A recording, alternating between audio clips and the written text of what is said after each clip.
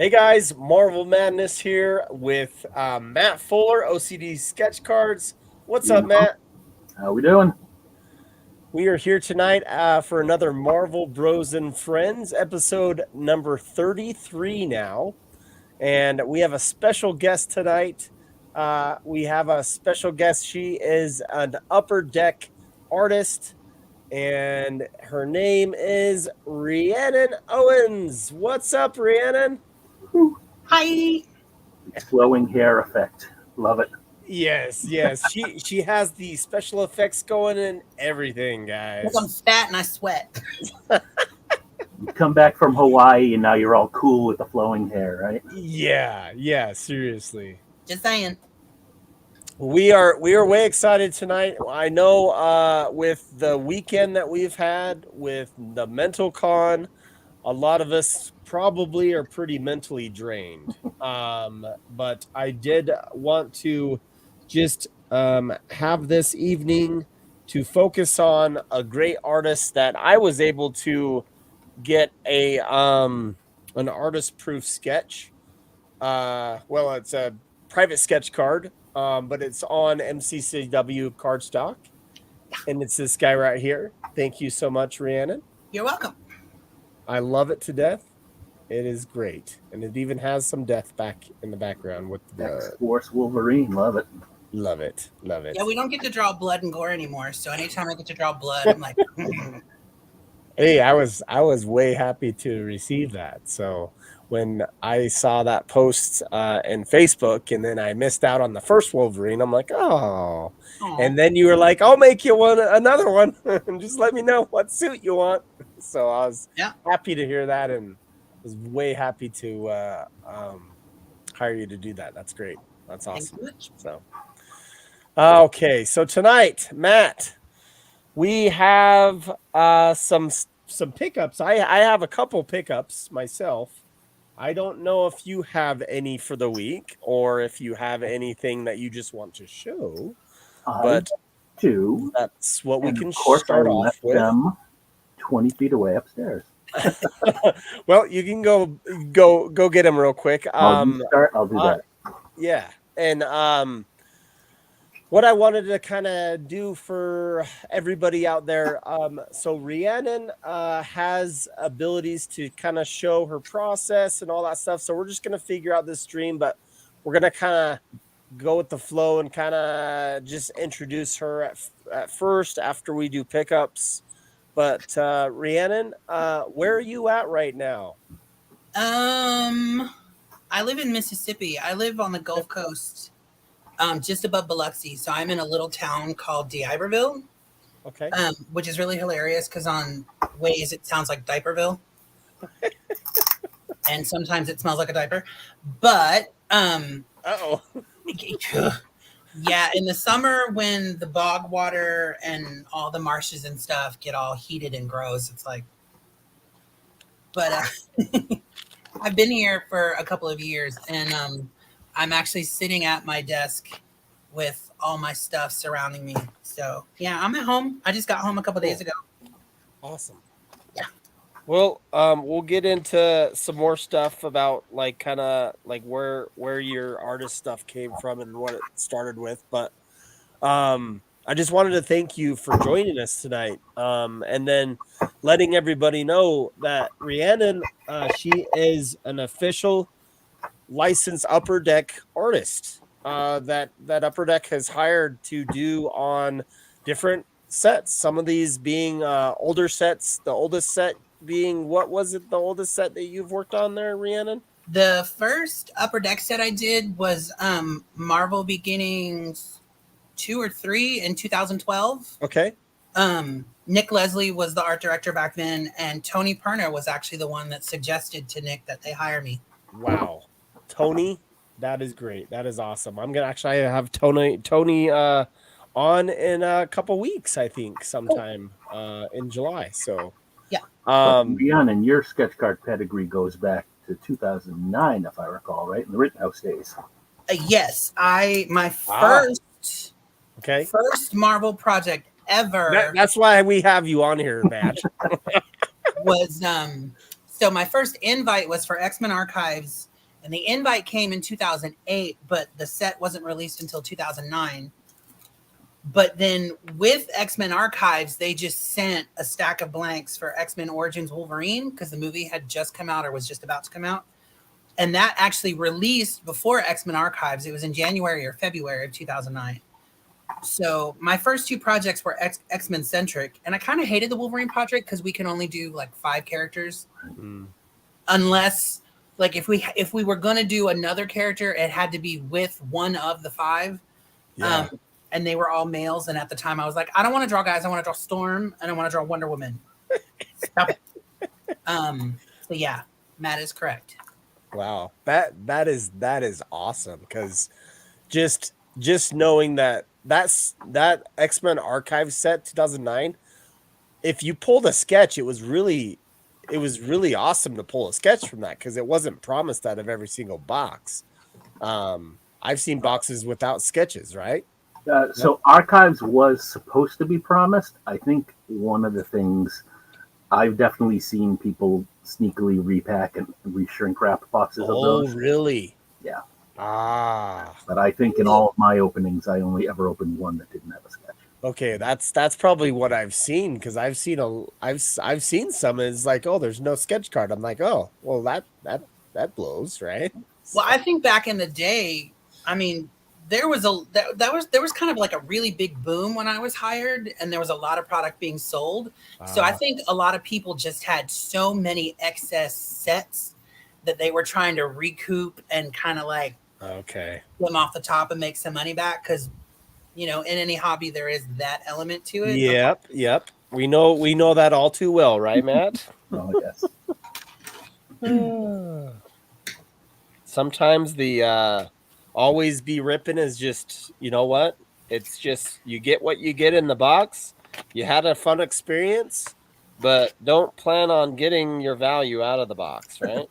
So the real gem though for X-Men Archives was the archive box. Josh, I'm not sure if you know about those, but those were a dealer incentive. You've shown it before, right? You've shown it before. And for every, however, 15, 20 cases, you would get an archive box. And for X-Men, you were guaranteed, I think, 20 sketches in an archive box. Yep. Did you open an archive box with Norm? You could have been on there. I've cracked a few on video, yes. Okay. But it's been a few years. They're pretty dry these days. Yeah. Well, I'm going to open a couple pieces of mail here. If you have something right now. Yeah, let me see if I can change to my camera here. Oh, except I would have to take off my virtual background to do that. So there's my first little treat I picked up.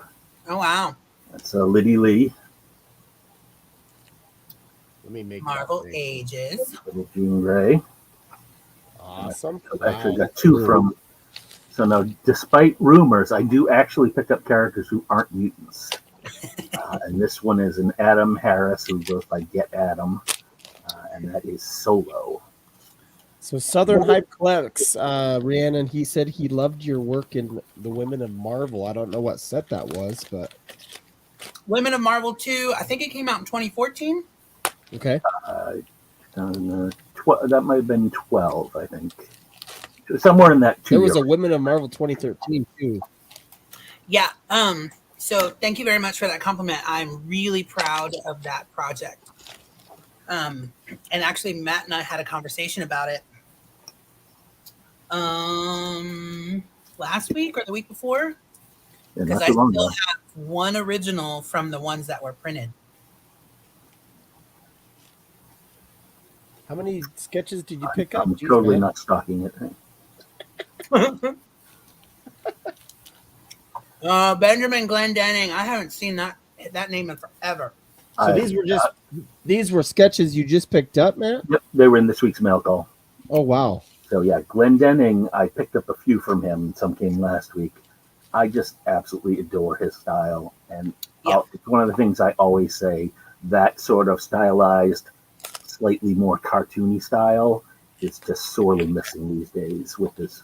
I mean, again, I love realism, don't get me wrong, but that style at the expense of different styles, I think is a detriment to the sketch hobby. Well, I'm excited because we just did Marvel Anime 2. Yes. Which was my first time doing anime stuff, and I did some really cartoony stuff, which was a challenge for me at first, but I actually really loved it. And then, I know that, Jane. I know that AP right there. Perfect timing too. Jeez. Yeah, and that is a Rhiannon. That double AP, that's Marvel Premiere 2014. That was one of the first commissions I did when I moved to Mississippi. Nice. Yeah. I saw it on eBay and said, "Gimme." That's cool. I think it was it Theodore Flagg that sold it? It may have been. It went through eBay, so I don't always associate. What year did you say that was? That was Marvel Premiere 2014, but that commission was in 2016 or 17. Now, in Marvel Premiere 2014, was there a woman Thor card? I don't know. Set? Ooh. Yeah, because I thought someone told me at one point or another that her cards came out in 2015. So if that set actually came out in 2014 and you were able to do that woman Thor before her even rookie card, that's crazy. So that was before they implemented the rule that you had to do an AP within 2 years of the project. So people would be like, "What do you have available?" I want to get an AP. I don't care what set it is. And that was only, I think 2014 was the first premiere. It was 2012. 2012. So yeah, 2012. I remember talking to the art director about it. I had to sign a non-disclosure because he was like, "I want to share this with you, but you can't say anything." And I'm like, "Okay." And he was like, "No, it's really top secret." And that was when they were first doing the sketch booklets. And he was like, "So we really want you on this project, but you also can't say anything because we're going to do this new thing." And I was like, "Okay." And then he told me what the rate of pay was for him. And I'm like, because you're getting if you get a quad booklet, you're basically getting 7 sketch cards worth of art. And I was like, that's not 7 sketch cards worth of pay. Yeah. That actually came up earlier today. They pay 4 times, right? But you were doing 7 times the work. Right. Crazy. Because it's front and back, but it's 3 on the front, 4 on the or 3 on the back, 4 on the front, and it's.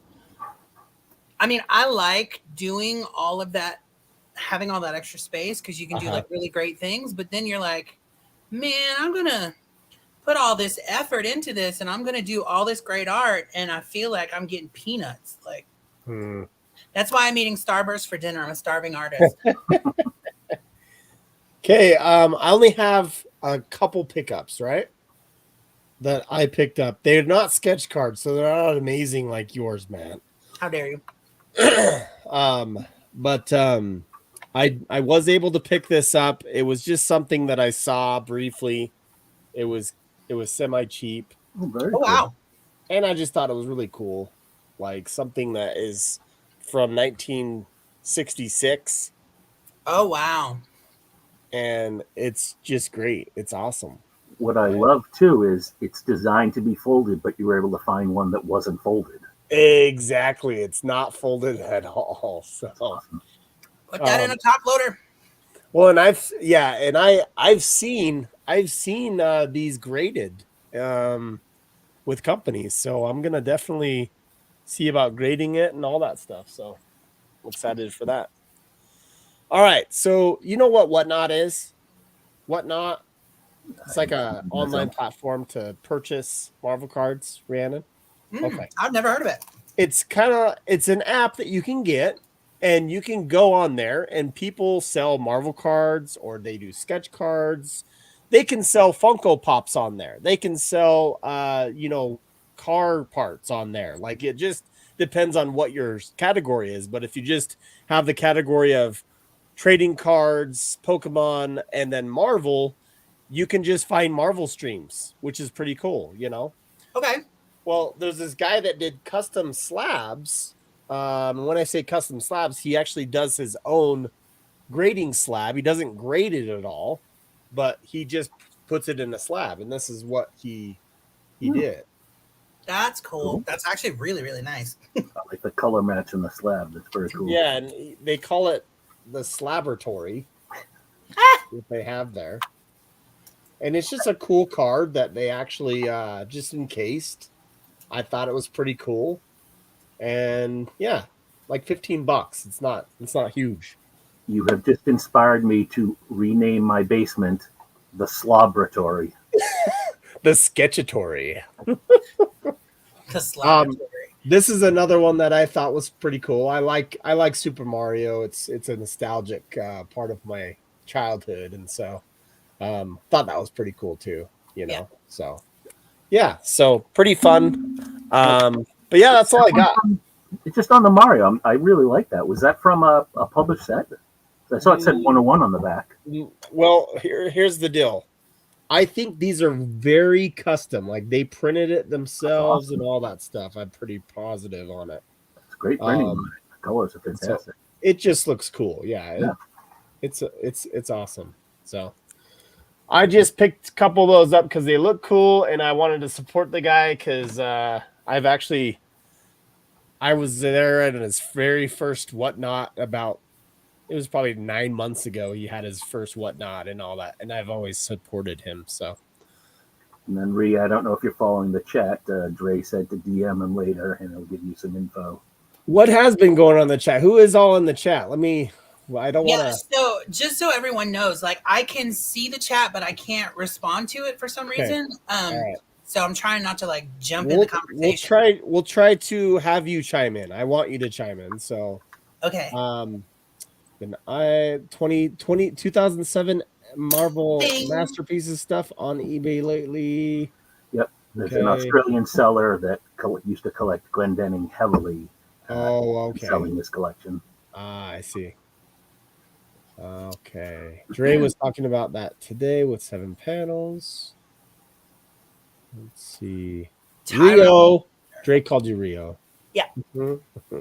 Where does that come from? Rio. Like we've had conversations via Instagram. Yeah. And we're just really friendly with each other. That's awesome. When I did my interview with Bill Vazzosi last year, I gave Dre a shout out because I didn't even know that he was a card artist because I wasn't really active in the groups.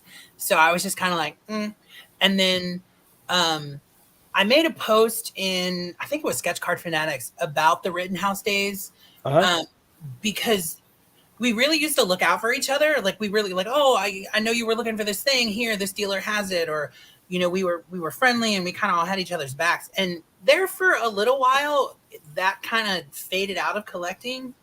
And someone had passed away and it kind of just made me miss those old days. And so I made a post and Dre actually commented on it, which I thought was hilarious because we just one line is like, Rhiannon Owens still, what was it? Still relevant as fuck. It's like, oh, geez.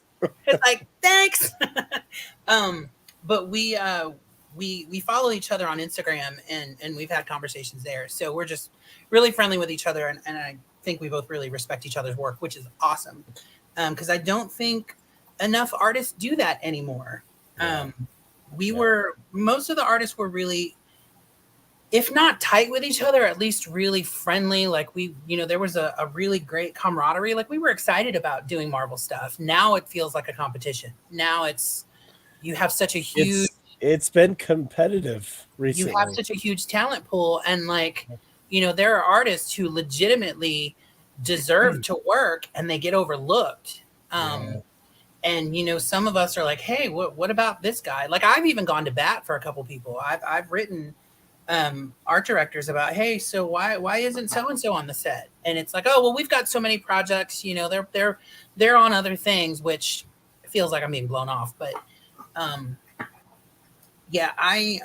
to me it almost seems like it goes in waves sometimes where it's like you get all these new artists coming in and all this stuff, and the Upper Deck starts getting those guys, and then they start forgetting about the old school guys, and then those employees from Upper Deck are released, and then those go back to the old school guys, and it's like this this crazy back and forth. Sometimes it seems like It The topic of art it's exhausting. directors is a mystery, right? And again, so I'll risk embarrassing him. Let's use Dre as an example.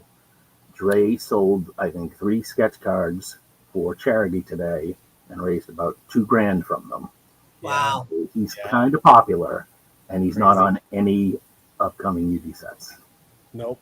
How? What? Stupid. Yeah. So, up with And that. yeah, and Well, that and and that's what we're trying to change. I mean, I try to post as much as I can about some of these artists that just don't get the love. And I always say, "Hey, Upper Deck, check this out." And I'm tagging Upper Deck to them and all this stuff to show it to them because I feel that's important. And so as many as us can like really repost stuff and do that, I don't know, Upper Deck might see it one time and be like, "Hey, let's check into this guy," you know. Yeah. So, yeah, and they go. I mean, we've had the current art director we've had for a couple of years, which I'm grateful for. And I can't speak for everybody, but he and I have a pretty decent relationship. And it's just nice to not have to refamiliarize yourself with a new manager, supervisor, whatever. yeah. Because there for a while they were going through them, like it seemed like every year or every 6 to 8 months there was somebody different, and some of them were horrible. Some of them would never respond. Some of them could care less or couldn't be bothered. And then when they did, they didn't answer everything you asked. They answered like one thing. Sure. So you were like, hey, what about this? Yeah. And it just kind of became a bit of a headache. Mm. But I don't know. I hate how some things have changed. And if I can say it without hurting anyone's feelings, like I'm glad that I'm still working as much as I am after almost 15 years. Yeah. But there are times that I look back at what it was like when I first started, and I miss it. I really miss it. Well, let's get into that as far as how you started and all that. So, I know we were briefly talking in the backstage, but we'd love for you to explain kind of your backstory and how you got into art and how young you were, and go from there. So, I am the middle child of 5 siblings, but I have 2 older siblings from my mother's first marriage and 2 from my father's second marriage. So I grew up by myself, and art was just how I stayed out of trouble. My dad was a bit of an artist, albeit just as a hobby, and he used to draw like Red Sonja and Conan out of like the old comics from the 70s. So I discovered his sketchbooks at an early age and just started to scribble. And like in school, I actually got suspended in kindergarten for drawing on the floor. And when the principal asked me why, I said that bitch wouldn't give me any paper. I was so angry as a kid. And so I got suspended for that. But it was always just meant to be a hobby. And then I loved comics as a kid. I've told the story 100 times, but my mom brought a comic home for me, and it was an X-Men comic. And on the first page, I saw Mohawk Storm. So I fell in love, and I was like, I want to be here when I grow up. And she goes, you will not dye your hair white. You cannot have a Mohawk. But I started teaching myself how to draw by copying out of panels. And then fast forward to 2007, 2008, I had taken a break from art, and I had kind of gotten back into it because I was hanging out at a comic store with some of my friends. Yeah. And that's how I met Jason Sobel. And one of the co-owners of the store, who was really close with, or is really close with Jason, we ended up going to Heroes Con in North Carolina, Charlotte, North Carolina. And it's a really big art show. It centers solely on comic artists and comic art. There's no TV or movie celebrities. It's awesome. Yeah. And at that show, I met Adam Hughes, Allison Sohn, Kat Staggs, and Jason and I and our friend Donnie, who was the one that owned the store, we were in a room together because they're like big brothers. So it was like, whatever. And Jason was working on Fantastic Four Archives. I was doodling in a sketchbook, which I have up here somewhere, Scarlet Witch, and he saw it and he was like, hey, why don't you do what I'm doing? And I'm like, I have no idea what the hell you're doing. What do you do? And he said, okay, you go home, go to the art store, you buy some blank sketch cards and you do a bunch of samples. And then I know the next set is X-Men Archives. I'm going to get you a job. And I was like, what? You're going to give me a job working on X-Men? What? And sure enough, I sent him some sketches. He sent them to Robert Colbus. Robert emailed me months and months later. I thought like they didn't like it. I thought they were like, whatever. And then in December of 2008, I got an invite, which I say this every time I tell this story because it's hilarious. I'm standing at the computer. I was working part-time in the comic store, coincidentally, that I met Jason in. And Donnie is breaking down boxes because of the shipment had come in for the new stuff for that week. And he looks over and they're just tears streaming out of my face. And he's like, did someone die? Are you okay? And I was like, I get to draw Storm for real. And he's like, what? And I said, I just got the invite for X-Men Archives. And he like kind of drop kicked this box and nearly like decapitated his girlfriend who was standing 3 feet in front of him. So it was really cool. And I asked Robert early on, what do I have to do to be in an ad, be on a box, be good enough to do whatever? And he's like, oh, well, we just pick. And I guess he just remembered that. So on the very first set, he took this sketch and he put it on the back of the preview cards. It's on the box. It was on the ads. And that really skyrocketed me everywhere. Because then I did DC next for them. And then by the end of the year, I was doing Star Wars for Topps. Wow. And then after that, I didn't have to ask anybody for work. Everybody was like, hey, so would you like to work on our project? So I did Voltron, I did Lady Death, I did Red Sonja, I did Betty Page, and it just kept coming. So yeah, I went from finger painting in my high chair with my food as a baby to copying old Chris Claremont, John Byrne story panels from X-Men. And then like 30 years later, I was doing card art, and it was a lot of fun. And back then we had to do a minimum of 150 cards every single project. And the AP rate was crap because we only got an AP for every 25 cards we did, 25 or 50. Yeah. So speaking of Heroes Con, I have made a promise that I will be going there next year. I was supposed to go 2 years ago and caught COVID. I was going to go to Heroes this year, and then it coincided. I got invited to do Super Saturday in Hawaii, which I just got back from. So I promise that next year I will be going to Heroes, and I will be volunteering at the Heroes Initiative booth because I'm friends with the guy who runs it there. I don't know that I'm going to have a table. If I do, I'll figure that out later. Where is Heroes Con? Charlotte, North Carolina. Okay, so Michael Munshaw went last time, right? Like I saw his booth and all that. I think he went to Heroes Con this recent time. I went the time before. We actually, with Norin and a couple other people, we actually had a booth for MCC. Oh, I remember that too. Yeah, that's awesome. You know who I met there? Some scrub artist named Dan Dos Santos. What? Had no idea. He got introduced by someone. He's like, this is an artist friend of mine. We had no idea that he was, working on Marvel at the time. Nobody to top Marvel artist. I'm just kidding. Yeah, right. He was somebody in the Magic realm and all that. Exactly. But we hung out. We had a great time. And turns out a year later, the guy we were talking to is the set artist. What do you know? That's way. I saw that post. I think it was a couple days ago. I really like his work. Mm. I think it has kind of an updated kind of comic book look to it, but it's still fine art. Like it's got that smooth gradation and the painting like Boris and Julie did, but it's not it's not them. It's very his own stuff. Exactly. And he seems like such a nice guy about it, which anytime I meet an artist if they're an asshole, but if you're nice and you're a good artist, even if you're not a good artist, like if you're nice, I just like your art because I can tell you're earnest, like you really love what you do.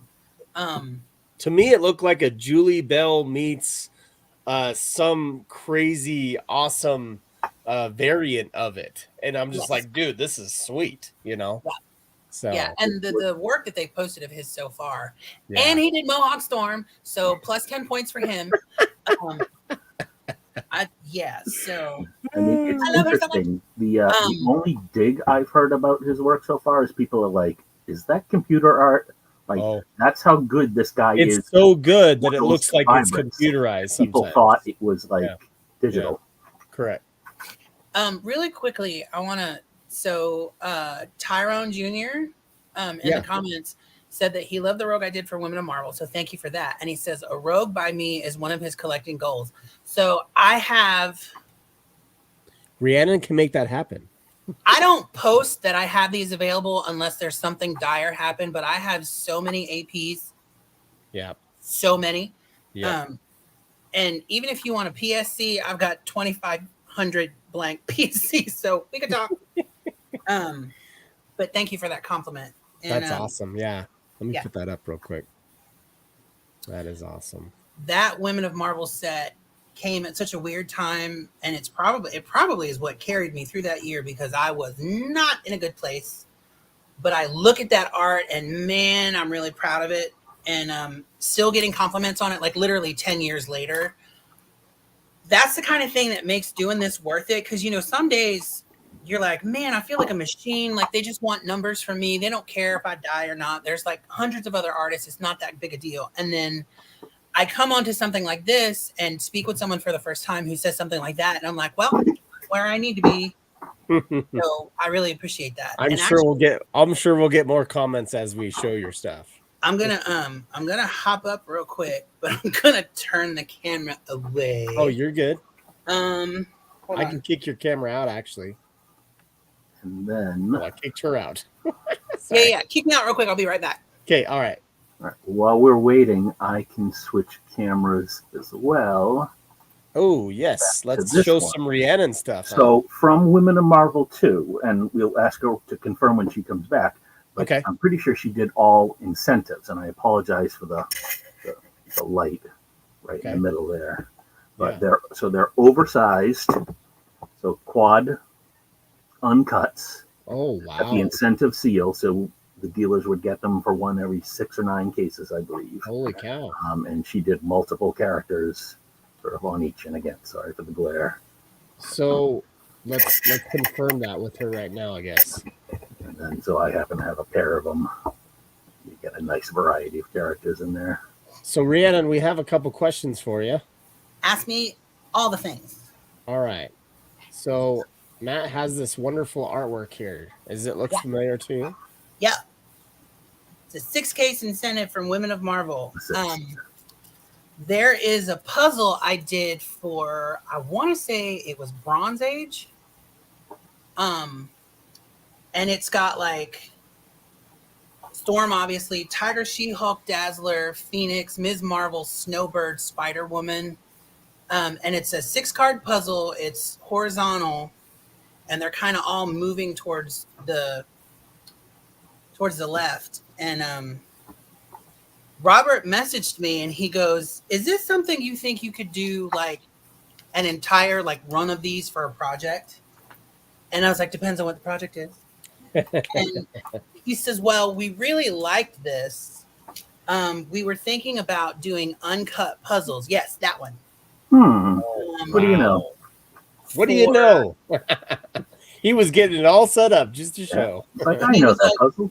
He was like, we want to do something like that as an incentive, because I think this was around the time that they had first started like packaging an entire puzzle in one pack or one box instead of splitting them up and having people hunt them down. So what is this site there, that you brought up, Matt? That's my collection. Oh, that's your collection. Okay. Yes, I own that one. I love that you have that card. I am so happy and so proud of that. So yeah, that's Bronze Age. That's 2012. That puzzle is what got me the incentive gig for Women of Marvel. Now, when we did Women of Marvel, It's amazing you killed it. I That's what someone asked says. Robert, I was like, so years ago, Spider-Man Archives, this group or this artist named Portraits in High did like this incentive thing. Yep. How do you do that? I want to do that. How do we make that happen? And he goes, well, he says, all we have to do is come up with an idea and then pitch it. And then if Marvel okays it, they just have to approve the artwork. And I was like, that's it. And he says, yeah. And I said, well, how do I do that? I want to do that. Let's do that. Can we do that? I want to do that. Can we please?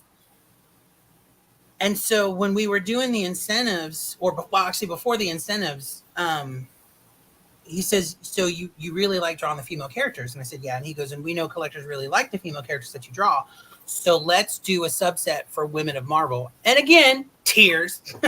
I'm in my room and I'm reading this email and I'm screaming at my roommate across the house to come smack me or pinch me.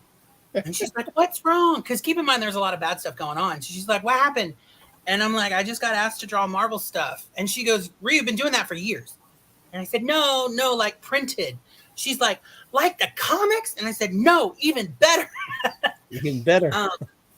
So, yeah. And I still have one of the originals from that. Ooh. So let me turn this light down. Yeah. Yeah. So you can even still see the raw border. Cool. And there's the signature, 2013. I'm totally not stalking that. You can see the pencil line. Totally not stalking that. This is literally the first image I finished and the first one that was approved for that set, which is the only reason why I still have it, because I did 9, and even though I did a Storm, I sold it. So because of all the bad stuff that was happening, like I fully intended to keep all the originals. I was like, these are my babies. I will never sell them. And then I was like, crap, I need to eat. Damn it. So I had just met a collector who found me on Comic Art Fans of all places. And this was what year?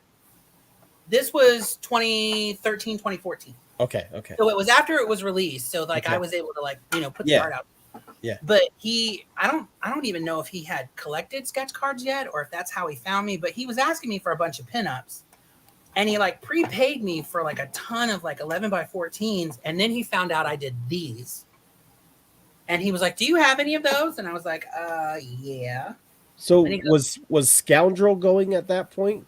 It was just dying. It was like just dying. Everybody was moving to Facebook at that point. Oh, okay. 2014. Yeah. Okay. Yeah. Wow. And he bought 5 or 6 of the original 9, and then I kept that one, so that was 6 or 7. Yeah, that was 7, and then I had Storm, and I had one other one. I don't remember who the other one was. And someone came along and bought both of those.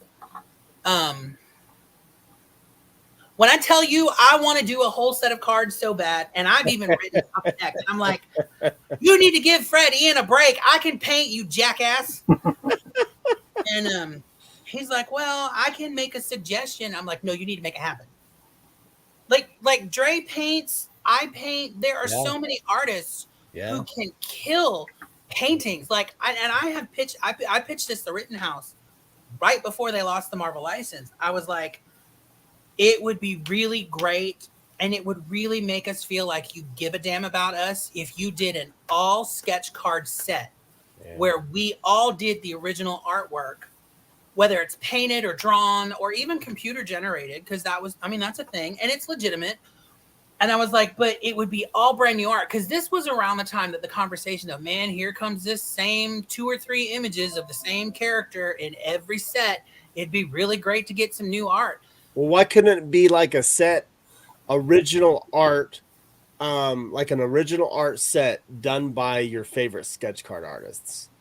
And you would have like 3 cards a piece, and then you'd have a bunch of sketch cards put into it. That would be sick.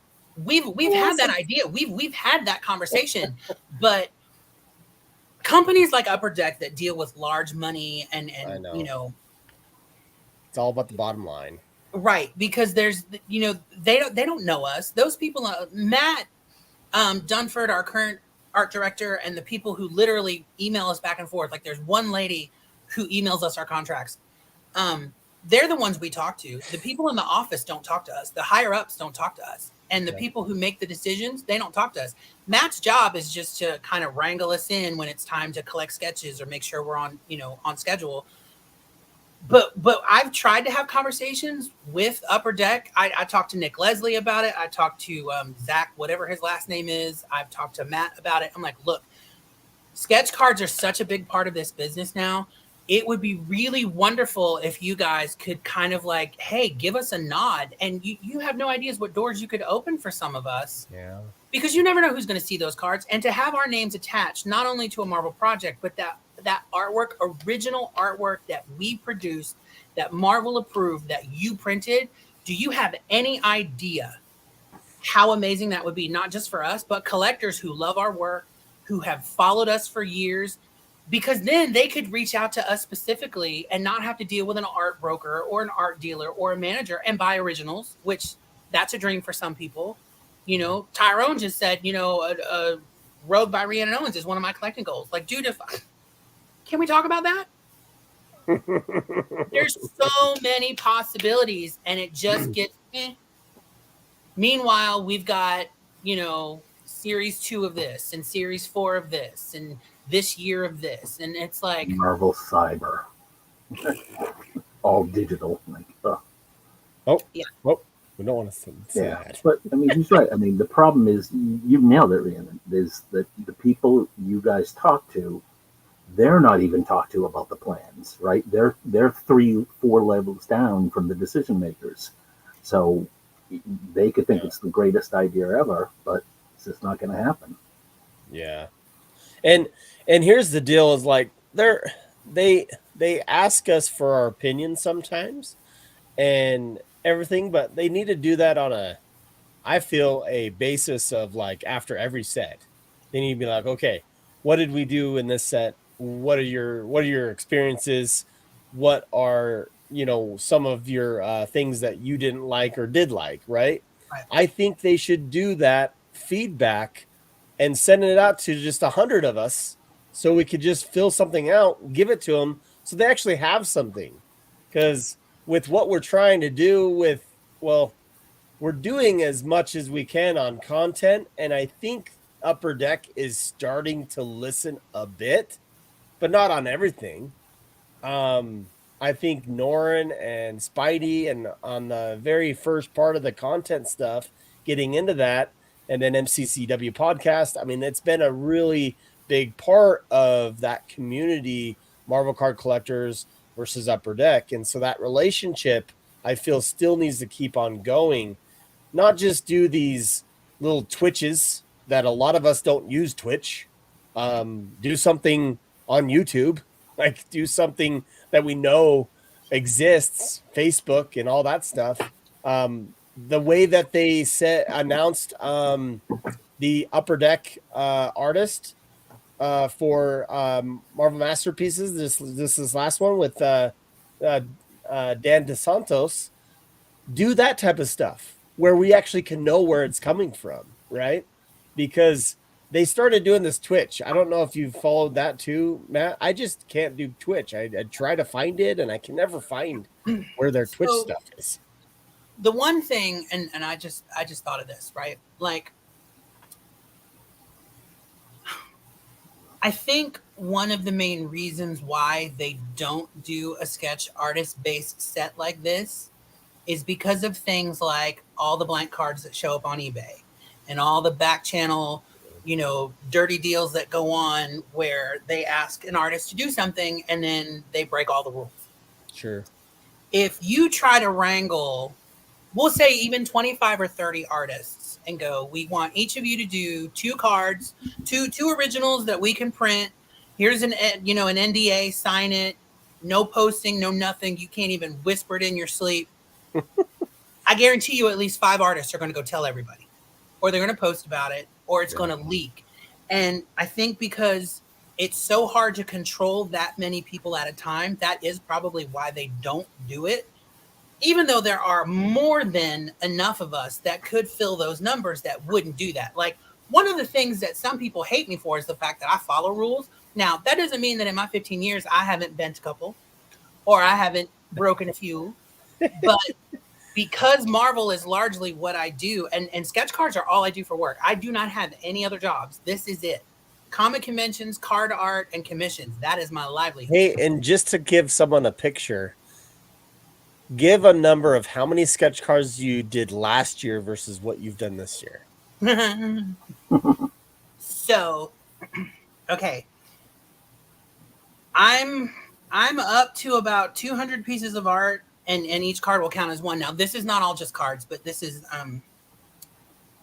cards that I've done, or it includes cards I've done. Last year, I did, let me find, I actually have a list. Yeah, you actually expressed that before at one time when we were talking earlier. So okay, 1, 2, 3, 4, 5, 6, 7, 8. I did 588 pieces of art last year. Some of which were for Matt. Thanks, Matt. And these are the projects I worked on last year. I did 1, 2, 3, 4, 5, 6, 7, 8, 9, 10, 11, 12, 13, 14, 15. I did 16 card projects last year. And some of them are said to be released still, right? Marvel premieres in there that hasn't been released. Yeah. Marvel Masterpieces. Yep. Marvel Anime 2. Yep. So yeah, and then the Spider-Man thing we talked about. And the ones you can't speak of, all those sets. Yeah, there's a couple that I don't even know if they've been released. Like WandaVision has come out, and Spider-Verse has come out. So there's a couple, but like Spider-Verse, they asked me 4 separate times to do 4 separate batches of cards. One batch was all puzzles. The first batch was just sketches, and then the batch after that, it was like, can you do a couple puzzles and a couple sketches? And I'm like, I'm really sick of drawing Spider-Man into the Spider-Verse. But it was like, this is what I do for a living. This is all I do. So now I did do some work last year for that Typhoon Productions company in China. And they have really pissed off a lot of people because they were doing when they approached me, it was January of last year. They asked me to pick the sets I wanted to be on, and they had a set for every single month. And some of the, it was new stuff. It wasn't comics. It was like monsters and whatever. And I told them, I said, I will not do any like licensed stuff that will jeopardize what I do. Cause there was one they did like cartoon mashup, and they're like, you could take like Marvel and Pokemon. And I'm like, no, I don't want to be on that one. But I did cards for them every month, and they paid me more than any other company has ever paid me, because I was like, if you want me to do a project every month, you're going to pay me what I'm worth, and you're going to pay me as soon as I show you the work is done. And they did. But at the end of the year, I think it was October, they wrote me and they were like, so just turn in what you have done and we'll pay you for it, but we're not doing the last couple of projects. We're going to rebrand, and we're going to come back next year, and we're going to do all this other stuff. Oh, and we want you to do base card art. Never heard from them again. Wow. So, yeah. But now there are other companies in China popping up. And now one of them has supposedly a Marvel license, and they're able to do Marvel movie stuff, which we were like, wait a minute, what? So I negotiated with them, and I'm on it. So we'll see how that turns out. But it's going to be a lot of Iron Mans and War Machines and Spider-Mans and masks. And I'm not going to do any likenesses on the cards, because I'm not going to. I'm not going to risk any of that. So are you, just in general, like, you've mentioned comics, right? But do you watch like the MCU movie stuff? Do you like that? Do you love it? What do you feel about that?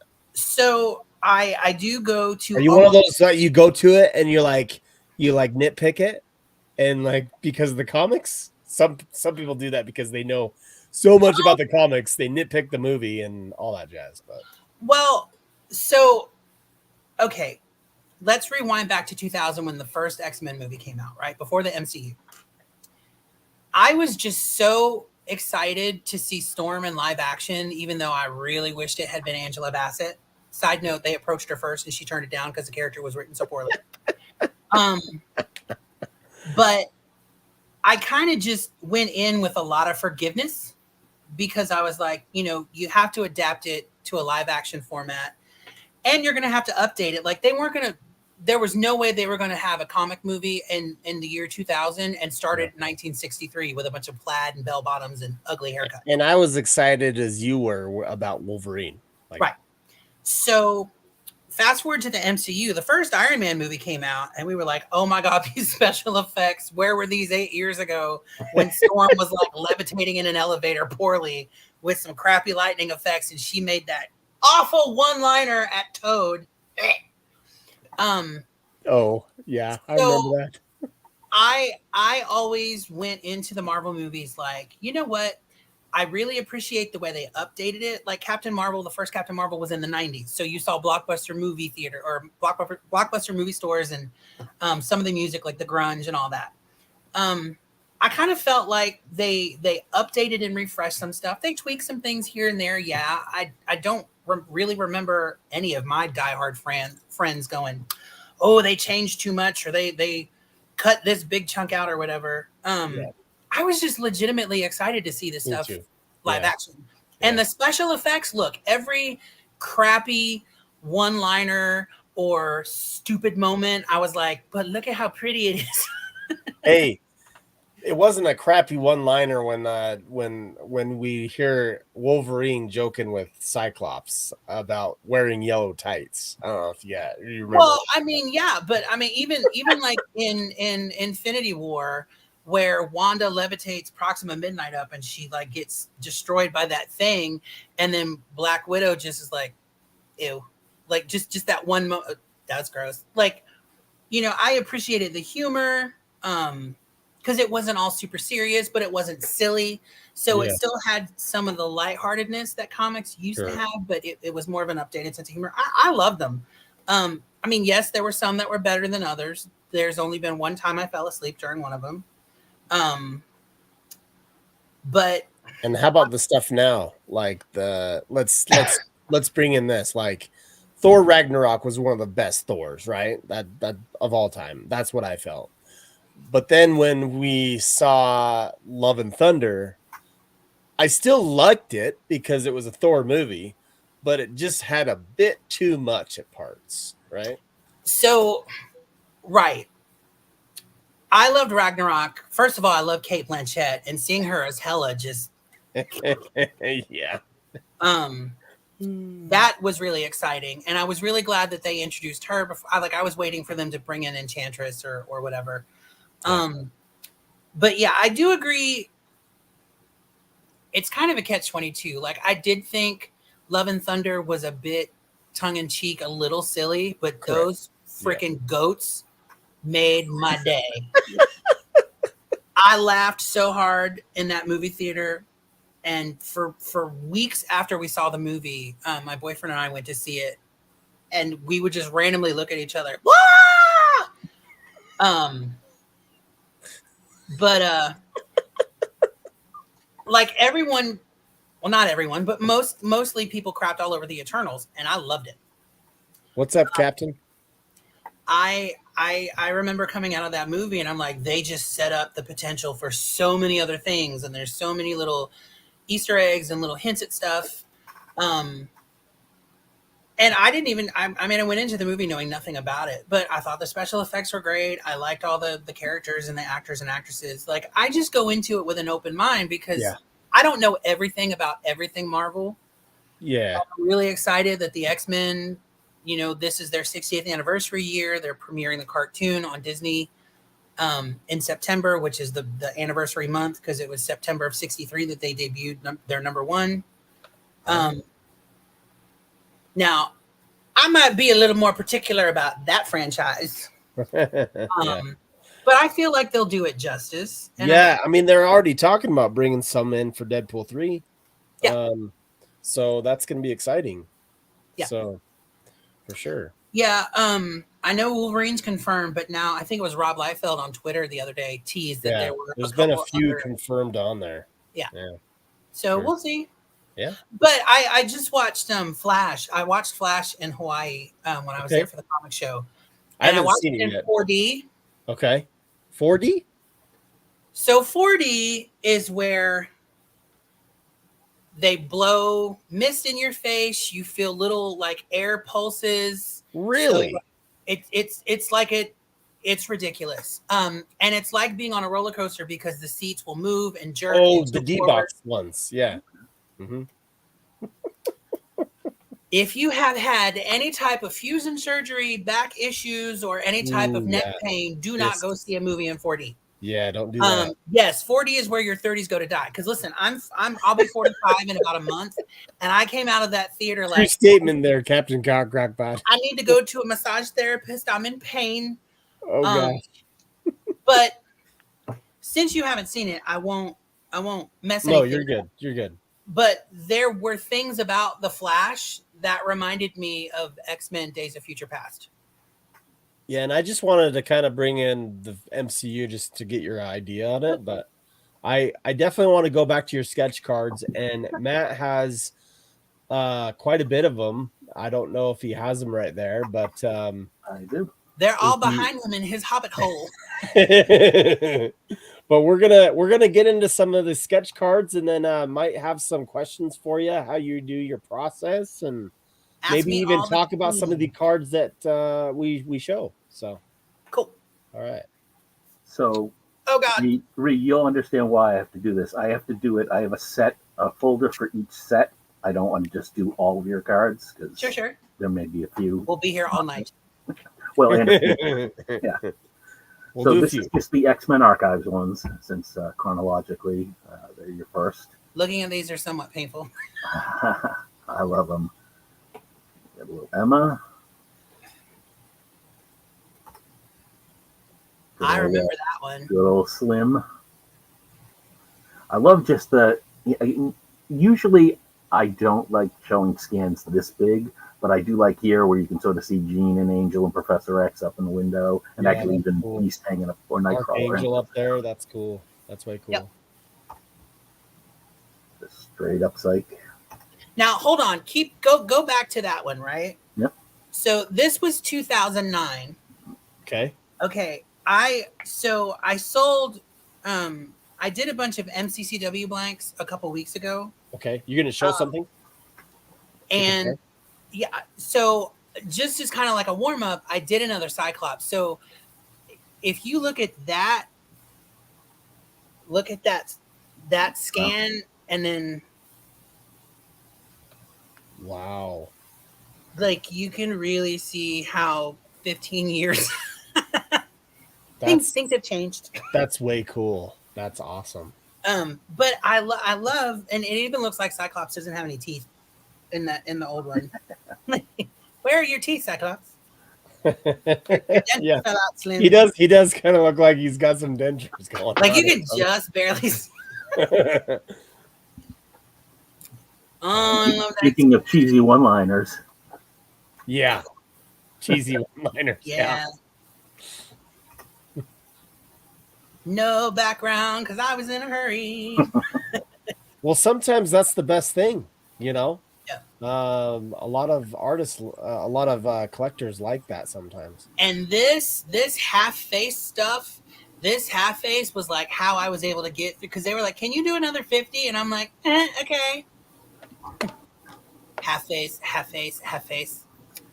Now, did you ever do any half faces where they're facing you and it's only half of their face? I did that on the Justice League Archives. Yes, there are several. I see the next scan that's about to pop up. Do you actually own that card? I do. That is the first ever Axebone Jam that we did. And wow. Axe drew Mystique and inked Mystique. I drew, inked Rogue, and then colored all of it. Oh wow! So that's done by Axe and you. Yep. Yep. Wow. And I never would have guessed it was Axbone who did Mystique. What gives it away? because their boobs are so small. Boobs are so small. Their boobs are so tiny. Ooh. Yep. That storm's yours. Oh yeah. I counted.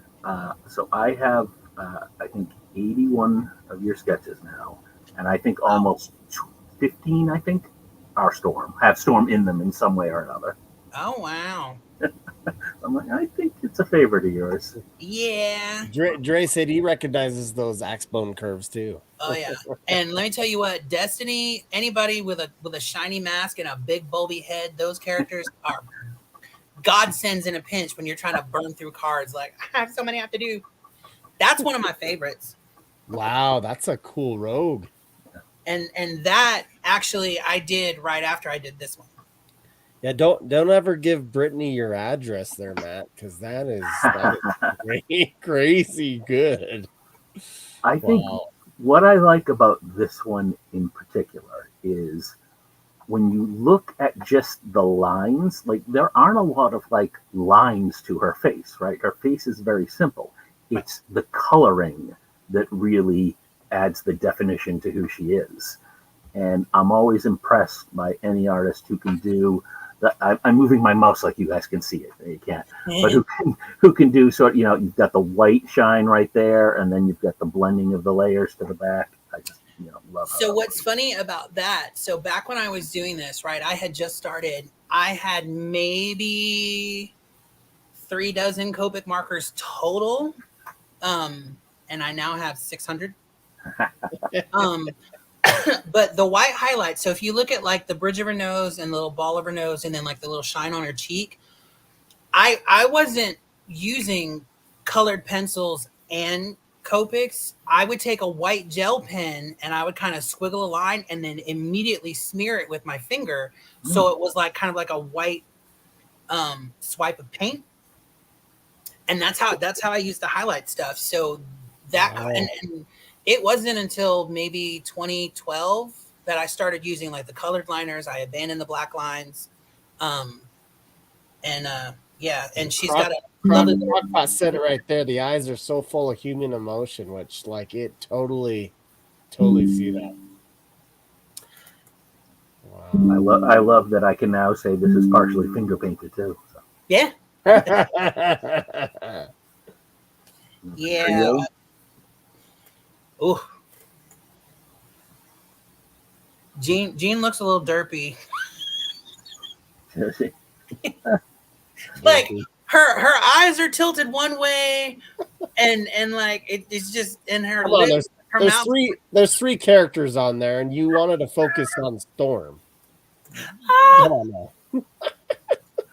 I'm so hypercritical of that old stuff, but yeah, like man, and then what was funny was it was either after this project or after the one right after it. I think it was after Spider-Man Archives. Someone had started a thread on Scoundrel like, so what do collectors hate? And they were like half faces and portraits. And I'm like, well, shit. All right. So I don't know if I agree with that statement. I like when there's a variety, I guess. And I'm totally for it. Like, so that's cool. Well, but it was funny reading that because I'm like, really, portraits are horrible. Like this card, I pinned so much on this one image, and I'm like, it's a portrait. Yeah. Robert Colbus paid me a really great compliment back then because I said, do you guys want me to do more like full body? He goes, you can draw whatever you want. We feel like whatever comes out of you is going to be golden. So if you want to do half faces and weird backgrounds and you want to do portrait, like go for it. And I'm like, okay. We'll jump to Bronze Age here. So this is where I'm not using black lines anymore. And now I'm using colored pencil a little bit. And my palette has expanded, although still not quite as widely as I have it now. So this is a mixture of Copic and colored pencil. Like the white on this is all colored pencil. Okay. But even that, I ended up so that like looking at some of this old stuff, I'm like, wow, memory lane. I like this hypothetical. What if somebody wanted a commission of something like, I don't know, Apocalypse standing over Rogue? Would that be doable? Actually, yes, because I just got a deposit for a commission to do Dark Phoenix standing over Wolverine's metal skeleton with his claw, like his hand up. So, yeah. Wow. And that's a pinup. That's not even a card. So, Oh, yeah. Very nice. We already Jeez. saw that one, so we can. Hi, Marvelous Cards. what's up, Ken? So, yeah, Classic Alpha Flight here. she's my favorite Alpha Flight. Shocking. It's a girl with long hair. Of course, I love her. I think there's one more talisman. See, here's this card. This is what irritates the crap out of me now. This card would not pass. Right. Because it's her, you can see her belly, her midriff, and there's a cleavage line. Yep. Really? There's nothing sexual or provocative or overtly voluptuous about this card. Yeah. This card would get completely disapproved because of that booby line and her stomach showing. Wow. They have cracked down so hard on Well, even the smallest things. that's Disney for you. And the thing about it that's irritating is this stuff came straight out of the comics, and some of the comic costumes now, Yeah, I mean, there's 10 times more skin than that. for sure. It is interesting how the comics retain their free reign, but this is Yes. where they draw the line. Irritating. I think I have another jam next. Yep. So Patrick That was Lasada, me. right? Me and Pat. Definitely a fan of the jams. Hey, quick before you go to the next one here. That's the last one in here, so perfect time. Oh, okay, great. Rhiannon, do you want to put up something as a? Did you want to do an auction or a giveaway on that one card?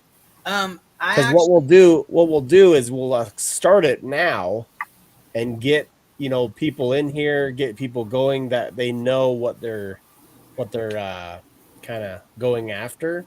So I can do both. Okay, let's do both. So the one I showed you before everybody came in, we can maybe do that as a giveaway. Okay. Because that's Yeah. But we can auction off the Cyclops I showed you because this is not spoken for. This was just the card I did, and I did it this year a couple months ago, and it's a PSC of mine, so it's not official, sorry, but it's available. I just did it as a warm-up sketch one day. Okay. And I don't draw guys often, so Yeah. Yeah. Well, let's that's the one you want to auction, right? yeah, we'll auction this one off. All right, let's wait on that one. So Okay. this is what we're going to auction. And then let's go ahead and see the giveaway one. And then Can we'll do you a guess hashtag who for it is? Who do you guys want it to be? Oh, You talk about instant bans. Wow. are you sure you don't want to flop that? You sure you don't want to give the Cyclops away and auction off the Storm? I would argue you're going to get more for the Storm, absolutely. Yeah. Especially if I'm allowed to bid. Let's change that. Okay, so auction. Yes. We're going to auction the titties. And we're going to give away the man boobs. That's right. Let's do that. So what it's going to be is it's going to be hashtag Cyclops for the giveaway. Okay, guys? So hashtag Cyclops. We'll start gathering comments. We're going to go to another screen where we're going to show some more Rhiannon's cards. He said, And then this Storm is going to be auctioned off towards the end of the show. And that's an awesome store, by the way. Mohawk Storm. So cool. All right, so Rhiannon, you're gonna love this one Oh, God. because we were just talking about it. Cheesy one-liners. Get another jam. Oh, that's the first jam Charles Hall and I did. Yep. Where is it? And it was funny because we had a conversation about that stupid one-liner, and that's where that came from. Yeah. So Charles, he all he did was draw an ink storm, and then you could see like the cross hatching shadow behind her. Yeah. Everything else was like, well, crap. So like the toad and the tornadoes and all that was just like, I was like, I'm you know what? Screw you, Toad. But yeah, that's the first jam that Charles Hall and I ever did. What's interesting to me too is so I love this both because it's a jam, but Charles doesn't often do non-painted work, right? So to get just a pen and ink that he did is pretty cool. But the pen and inks are actually how his cards start. Later on, when he was doing more of the incomplete kind of stuff, yep. That pen and ink is how he would lay his characters down, and then he would paint over them. We did. There was 2 more, I think. We did a couple jams, but this was the first one. But I remember when he sent them to me, I almost like put him in my bag for later because his pen and inks are really, really nice. Yeah. Super nice. Yeah. That's cool. That's one of my favorite cards. And it's one of my favorites because that came from X-Men 215, where Dazzler, I think it was right before she joined or right as she joined, Malice, who is the figure behind her and the choker, was one of the Marauders from the Mutant Massacre, but you didn't see her because she's like this entity. And so this was kind of like my take on that part of the story, because Dazzler's in like a mirror in like a dressing room or something, and she had dyed her hair black, and then Malice comes through the mirror and possesses her. And it's just nostalgic because of my old comic collection. So that was like, man. This has been super helpful for me because I don't know if you can see the file name. I actually thought it was her half sister Mortis. Nope. Now I know. I'm going to update that. Malice. Look at that. You get to correct your notes there. Of course, that means I need a Mortis now. 15. It was an Alan. It was a what's his name? Crap. What's up now? He did the 198 cover. Pep Killer, how's it going? Bobby. You know I love this one. Hi, everybody. Yes, I know you do.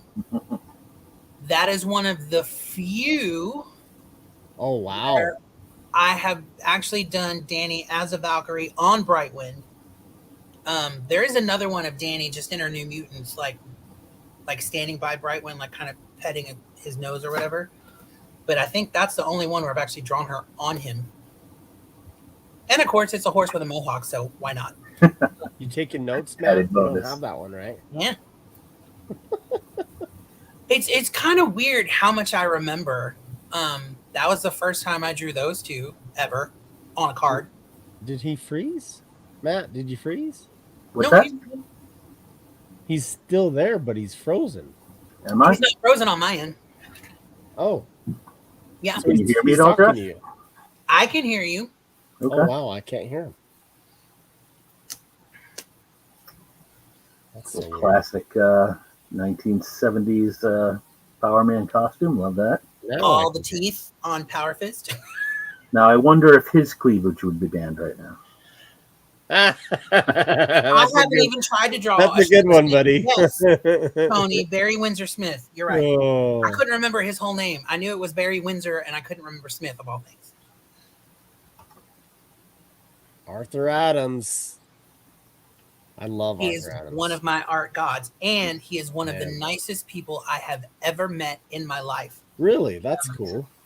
He was at San Diego Comic-Con in 2017, and I was exhibiting that year, so I got to go in early, and he was sitting at his table drawing a Poison Ivy because he had taken some head sketches commissions, and I just walked up. He's retired now, right? No, he's still doing covers. At least he posts on Instagram. Yeah, I hope he's at the San Diego Comic-Con this year. I'm going. So I just was like, hey, so you're one of my childhood heroes, and I really wanted to just thank you for your work. And he actually shook my hand, and he was like, that's one of the nicest things anyone's ever said to me. And I'm like, what? Holy cow, that is Wow. He's just like, you could stand there and talk to him while he's working, and he just shoots the crap with you. I remember that card, Mystique and her big old man jaw.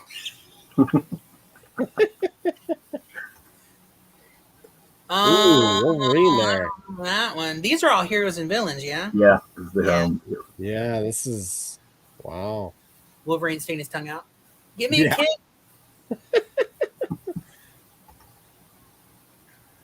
Oh, that one's a little blurry. So, here's what's funny about that. Yeah, it's for some reason can't. It's a low quality scan. That's why it's upsizing it. Oh, I see. Okay.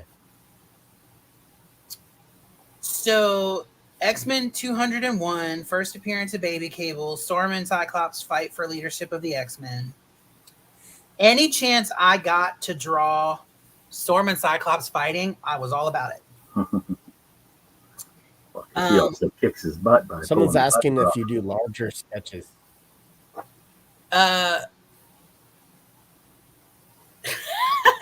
Yes, actually, I do 9x12s and I do 11x14s regularly. Anything larger than that, we'll have to like really negotiate because that's a lot of time. There you go, Ken. Real quick. Oh, let me make this big. Hold on. I can't do this. That bigger. Sneak peek. Holy cow! Sneak peek. Did you just see that? We got a sneak peek, guys. That was a jam. It was a jam. Wow. And that's why I didn't announce what it was, because I didn't want anybody screen capping it. Yeah, right. But yeah, I met Chris Foreman for the first time in Hawaii this last week, and he and I did a couple jams. Really? That was one of them. Were they pack inserted or APs? Those are APs. Wow. And they got snatched up immediately. Yeah, snatched up immediately. They would. However, Chris and I really hit it off. He is a super, super nice guy. If any of you have never spoken with Chris Foreman, talk to him, because Chris is one of the nicest guys, and he's a great artist, and he's really funny. Chris and I plan on doing more jams in the future. That was literally our first jam. We never met. It was our first time seeing each other, but we were like, let's do a jam. And then we sold it on the spot. So, wow. Yeah. That's cool. Good job. Vampire Storm. Yeah, I've messaged Chris. Very, very friendly guy. So yes. So this was a nod to an old X-Men annual. I think it was number 6 or number 8. Number 6, where they fight Dracula. And I think Bill Sienkiewicz did the artwork. So Maybe. Storm is actually like, she's got fangs, right? Yeah, he turned her into a vampire for a minute. Okay. I wasn't going to draw her in that ugly yellow dress. Yeah. No, you're. If you X-Men had become vampires, Jubilee had a turn. Someone asked me to do a Jubilee on a sketch cover, a blank sketch cover, and they were like, just have fun with it. You can do whatever you want. And I was like, okay. So I drew her in her old Jim Lee costume, holding up a sign that said vampires suck. And the guy was like, I don't get it. And I'm like, what? You didn't read that story? And he's like, no, I just like the character from the cartoon. And I'm like, oh, you don't read the books. You're a cartoon fan. Okay. Do you want to show that Cyclops sketch one more time? Yeah. This is the Cyclops sketch, guys, that is up for grabs. Sorry about that. Hashtag Cyclops, guys. It's an awesome sketch, actually. You can see his pretty good pecs, so it's nice. I'm trying to Yeah, there's like 4 different lights on there's it. a bit of glare, but it looks cool. There we go. That's a lot better right there. Yeah. That's cool. Awesome. Yeah. All right, back on track, Matt. Here we go. That was done. I think that was done in April, so it's brand new. Yeah, it's an awesome sketch. Awesome. And any chance I can get to draw Storm whooping Mystique's ass, I will. And now, any chance I can draw Storm whooping Emma Frost, I will. Because during AVX, I was working part-time in a comic store, and when AVX came out, there was a scene in it where Olivier Coipel drew Storm just frying Emma, and the panel beforehand just said, Emma, there's something I've always wanted to say to you. And then the next panel is like, Emma getting slammed by a What's giant. up? Justin Treese is in here. I was like, He's a yes! Mr. Sinister's collector. So that's awesome. Wow. You have so many sketches from like I maybe drew Sif 2 other times ever, and that's crazy. We're a trip down memory lane right now. Cornering the market. I kind of feel like I need to ask you, like, can you give me some old? Can you give me some scans? Because I've lost 2 computers, one of which my house got struck by lightning back when I lived in Florida, so I lost all those files. I haven't seen these cards in over like since I turned them in. Yeah. Just in Messenger, send me your email. It'll be easier to email you the files. I will do that. Oh, awesome. And then we're done with those. So. Oh, Richard Cox.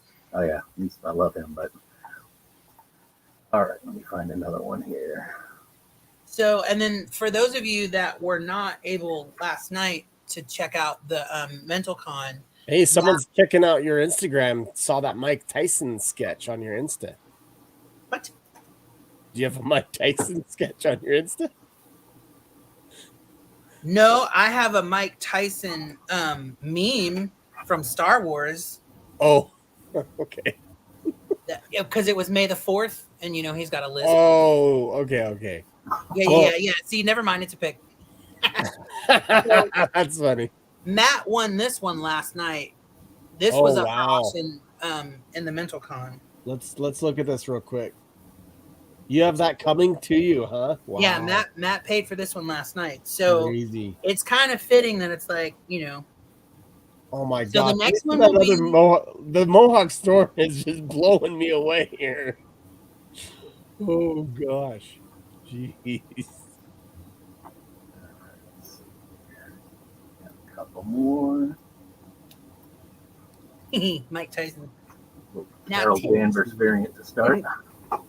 Oh, so Captain Crockpot, friend of the channel, he says, it's great that you remember all these sketches a decade ago. Let me tell you what. It shows how much love goes into them, that's for sure, I would say. I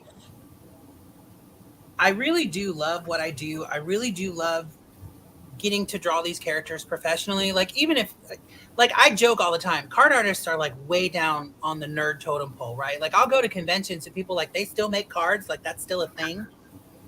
But I mean, just the fact that we get to draw this stuff professionally, even if it is on a smaller scale, like I'll go to a convention and people will know who I am, and that freaks me out. I'm like, stalker. But it's cool because I went to Hawaii. There were people in Hawaii who knew who I was. And I have memories attached to some of these. Like, I can tell you where I was when I drew some of these cards. I can tell you what was going on when I drew some of these cards. And it doesn't hurt that I also have a level of anxiety that allows me to have hypervigilance, so I remember the stupidest details for no reason. But like, my mother was sitting next to me. It was December of 2008 when I was drawing this card, and my mom's like, "Oh, I know you love her," and I'm like, "Yeah, I just want to do like a really nice face pick of her. I'll do more body shots later." This was literally the 10th card I finished. Wow. I have the very first card I ever did for Rittenhouse.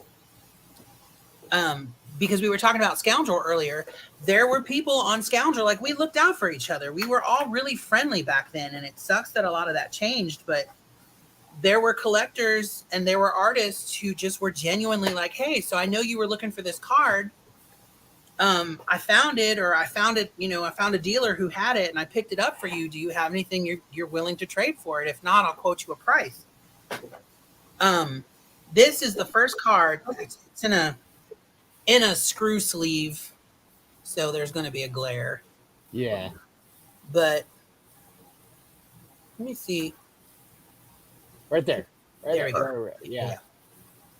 Right there. So this was the first card I ever did. And again, it's like, I look at the stuff I draw now compared to what I did 15 years ago, and I'm like, man. Oh, gosh, that background with the lightning is, leaps and bounds. But it's like it's a history. And it's I get to draw Storm for a living, so I'm excited. It makes me happy. Yeah, that's awesome. Thanks, Rhiannon. That's great to. I miss Scoundrel so much. Oh, what's up, Flippy Hairdo? This was how do I do all 4 of her powers in one card? Oh, we'll make a border. It's water and fire and rocks and that weird light teal color at the top. It's wind with black lines in it. I should have drawn some leaves. Looks like she's selling us Tupperware. It's good old 70s. Very that. Yep. Dazzler. Dazzler. What's up, Chin? We can't even draw that costume anymore. Really? It bums me out. Yeah, we can only draw Carol in her Captain Marvel costume. No. I guess that one I get in terms of the brand. Sure. Well, I mean, and cutting down on the sexiness, like some artists would literally draw it like the skimpiest one-piece swimsuit they could. That's one of my favorites. How will the auction work? What we're gonna do is towards pretty much the next 15 minutes, we're probably gonna just put it out there. I'm gonna start. I can't start that less than $50. So, I'll bump it up ahead of that, no doubt. Okay. I miss it too, Tony. That I'm was gonna the first start part I it ever at drew on. $50, but it's gonna be about 15 more minutes, guys. So Go check your bank accounts and your credit cards now. See what you can reasonably spend because we're about a week away from rent or your mortgage being due. This should have been before Mental Gone. I know, right? I went a little deep on that one. Oops. Let's see what else we have. Yeah. Dangerous Divas. There we go. Oh, Captain Crockpot just What's he saying? he says I'll start it at 100, so it's already at 100. Look, We it's got already at 3 100. Look at that. Wow. Let's see here. Valkyrie crate. The thing about these sexy costumes, right, is they're literally in the books. They're in the actual stories. And I think you can draw a character in a costume that might be a little, low cut or whatever. But unless they're like holding their tits in their hand or they're like smacking their own ass, like Let's wait until the auction actually starts, guys. Yeah, they're like starting the auction. I said, wait. that is the only card I've ever done of that character. Oh, Yeah. gosh. And that's one of the acrylic painted for Dangerous Divas. That's one of the incentive cards. Chat, I love your enthusiasm. Yeah, so I am either known or hated for being someone who takes the incentive cards out of the holders so I can see the whole image. I think, you know what? It's your card. You paid for it. You can do what you want. Yeah. And Well, it kind of guarantees that no one's going to come behind you and try to steal it from you later.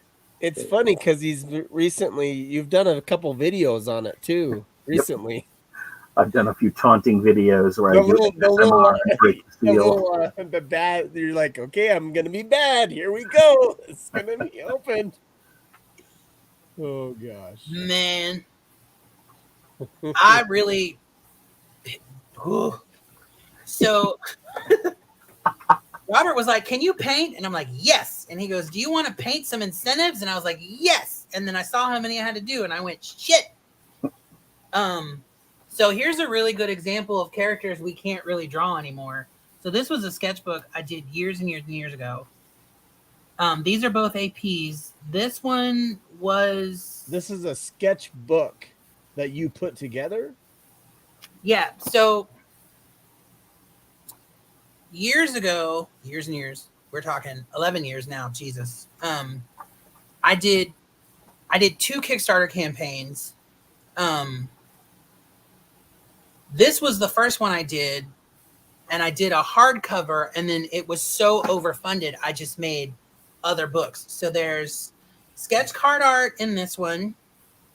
These are all APs and returns. And then I have a hardcover book. Are these books still available, or are? Yeah, I still have copies of them. Okay. Are they like on your Instagram? Like, oh, cool, awesome. No, and here's why.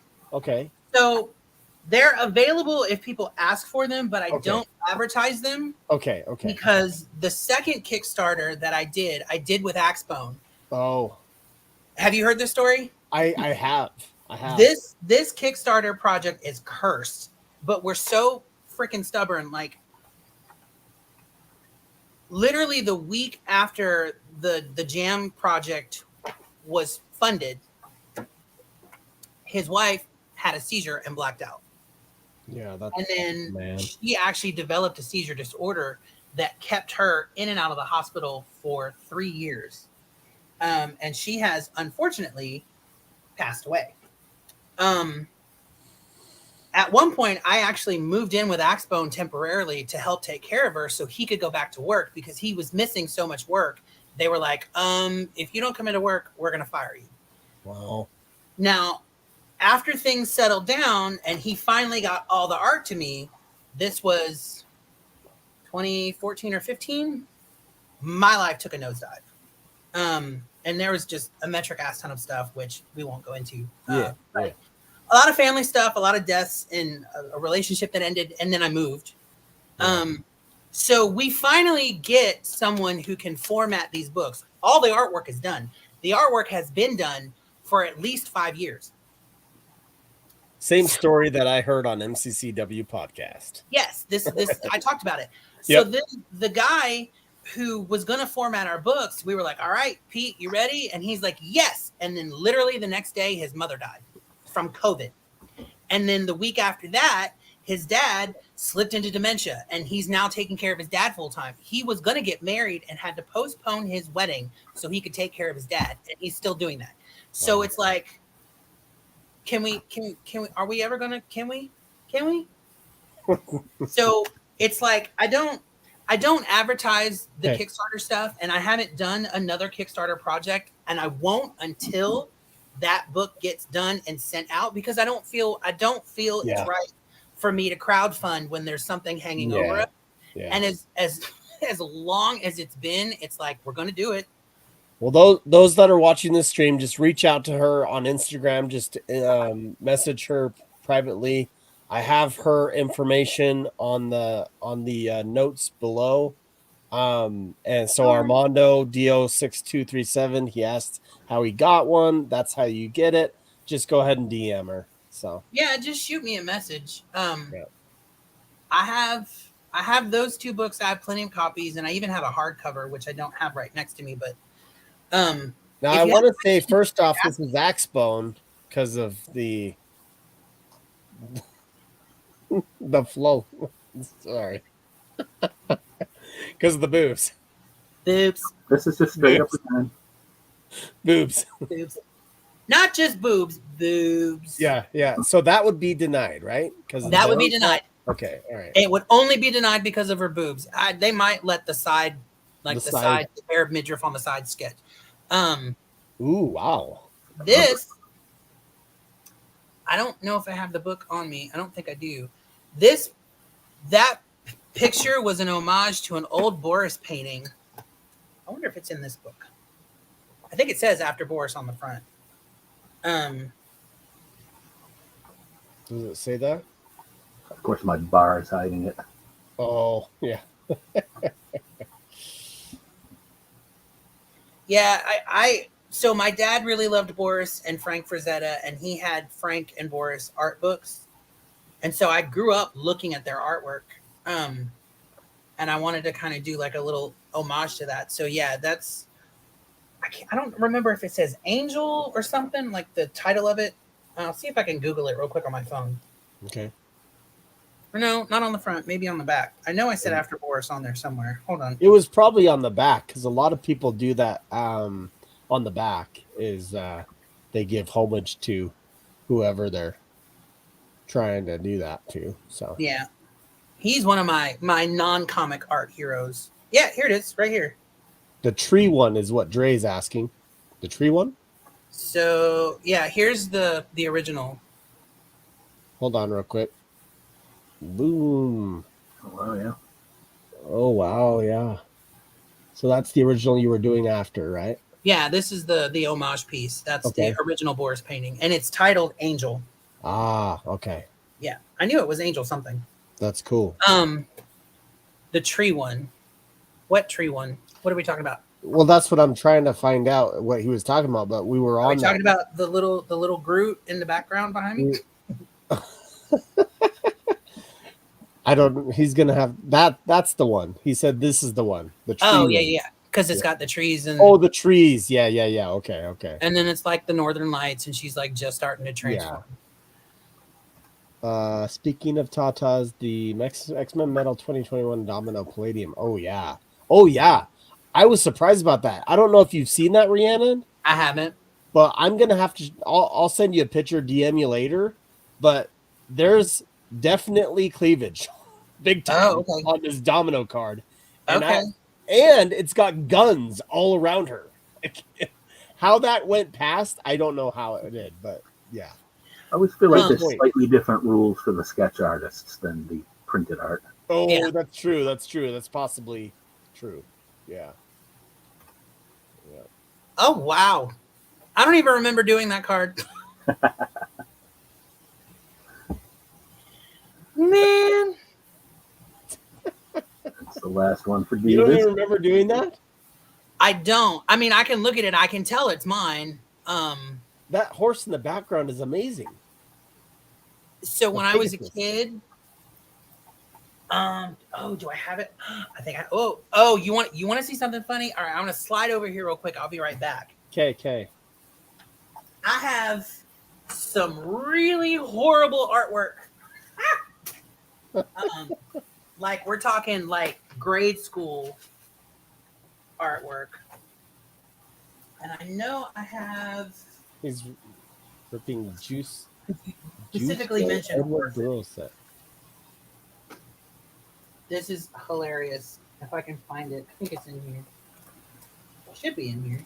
Better be. There it is. Oh, you're in for a treat. Okay. Cool. So this, when I'm not doing card art, and this was a commission from a convention that I had to take home. Like this is what I draw when I'm not drawing Marvel cards. This is an original. This like my fan's blowing the paper. Hold on. Check that out, guys. So this is going to a collector in Pensacola, and the reason why I still have it is because he saw this and he went batshit crazy, and then he said, "Can you do Predator?" And I was like, "Sure, but you're gonna have to wait for it." So there's that one. Yeah, Predator. I want to. Yeah. So here's what's okay.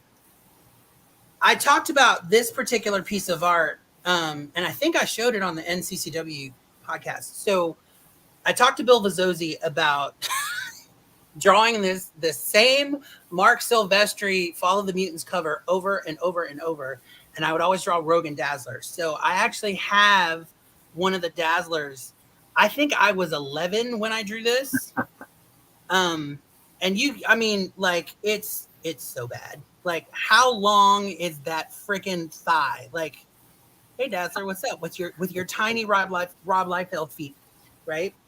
So that was grade school. He wants to see Predator and Wolverine fight. Well, you'd probably have to reach out to her and have a commission done. Yes. Then you can see it. This was 1993. This was my freshman year in high school. This is all stippleism, so it's all like little tiny dots. Oh, that's cool. But can we talk about those abs and that muscle definition? They are all like emaciated and dehydrated. And can we talk about those noses? But the hair was always beautiful. And then this is the wow, these are so bad. Okay, so here's a really fun like auction that Dazzler.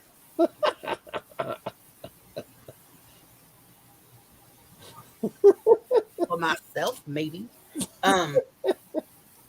My mother went through some old albums and she found a bunch of doodles I did as a kid. So this is probably first grade, this one. Oh man. So I think I was 6 when I drew this, I love it. right? Okay, I but love it too. here's That's what's cool. funny. 35 years later. So this is an actual drawing. This is done mostly in Copics. And this was another take-home commission from a convention because there was a girl at the table. She's like, "Do you only draw comics? Can you draw like other stuff?" And I was like, "Yeah, I really like drawing animals." And she's like, "Oh, can you draw a unicorn?" And I was like, "Actually, yes." That background, I would just say, is so realistic. It is crazy. Like, I can't believe it. Wow. So cool. That goes to the point earlier that Upper Deck needs to consider having these artists do some bigger pieces. Because like, and this isn't a painting. This is Copic. That's so cool. However, all right, let's start this auction real quick. We got quite a few people in here now, so I think this is the best time to start this, and then we'll keep talking to you. So, all right, cool. Let's show the storm. Okay. Show that auction. I'm gonna pull it out of the sleeve so there's no glare. And I'm gonna start it at 100 because that's what it was started with Marvelous Cards. You said 100. Someone said 105. So go ahead and it's gonna be $100 right now. And this one is just a straight PSC, correct? Yes, this one is a PSC.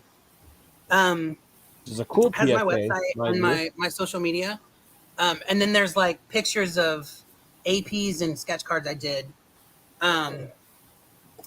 So, ta-da! Jeez, that is so cool. And then you can look at her like, hand. Yeah.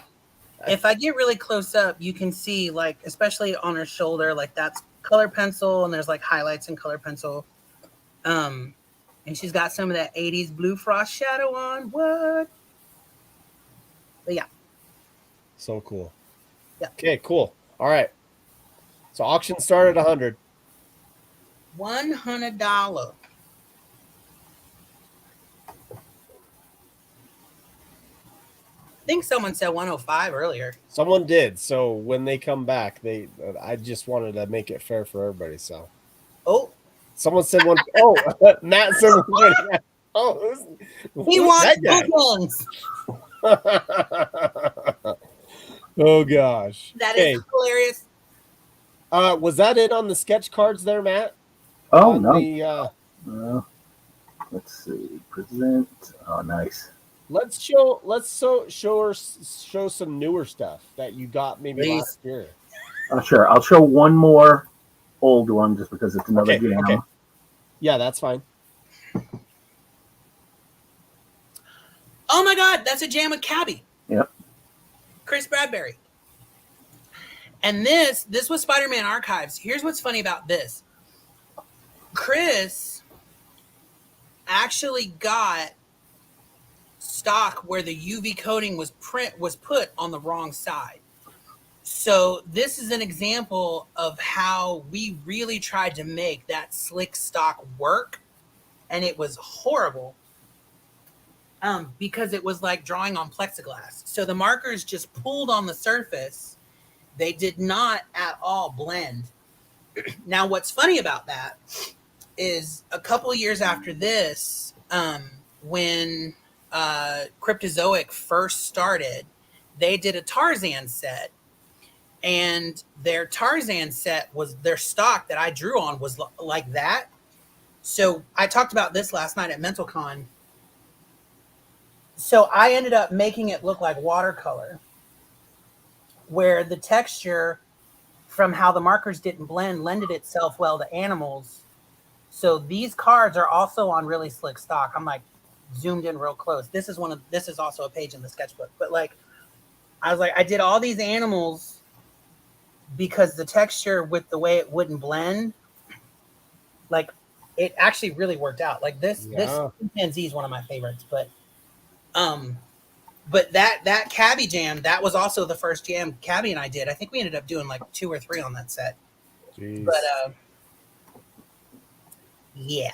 Searching for some more modern ones that I can show. So cool. So cool. Hey, somebody outbid Matt.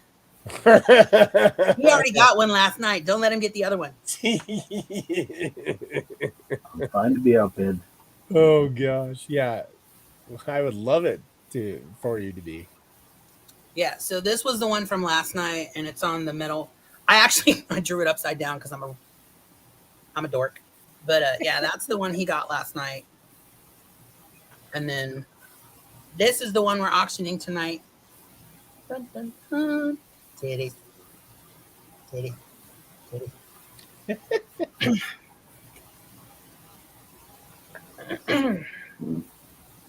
For any artist in the room, if you want like your own personal PSC stock, contact Karen Cowan. She's in all the card groups. Her company that she works for is the one that printed my cards, and the stock is amazing. Karen Cowan. Okay. Yeah, Karen Watt Cowan. Karen Watt Cowan. She's Cowan on or Cowan?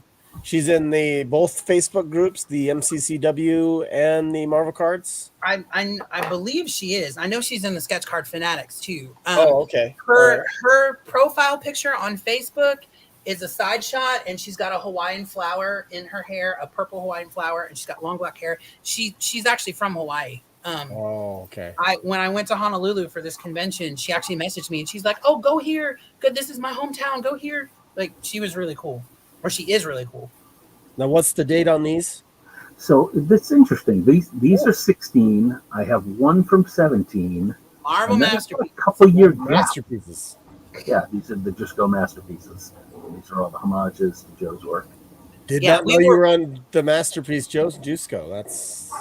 We were required to homage him on this particular set. This was 2016, or no, 2014.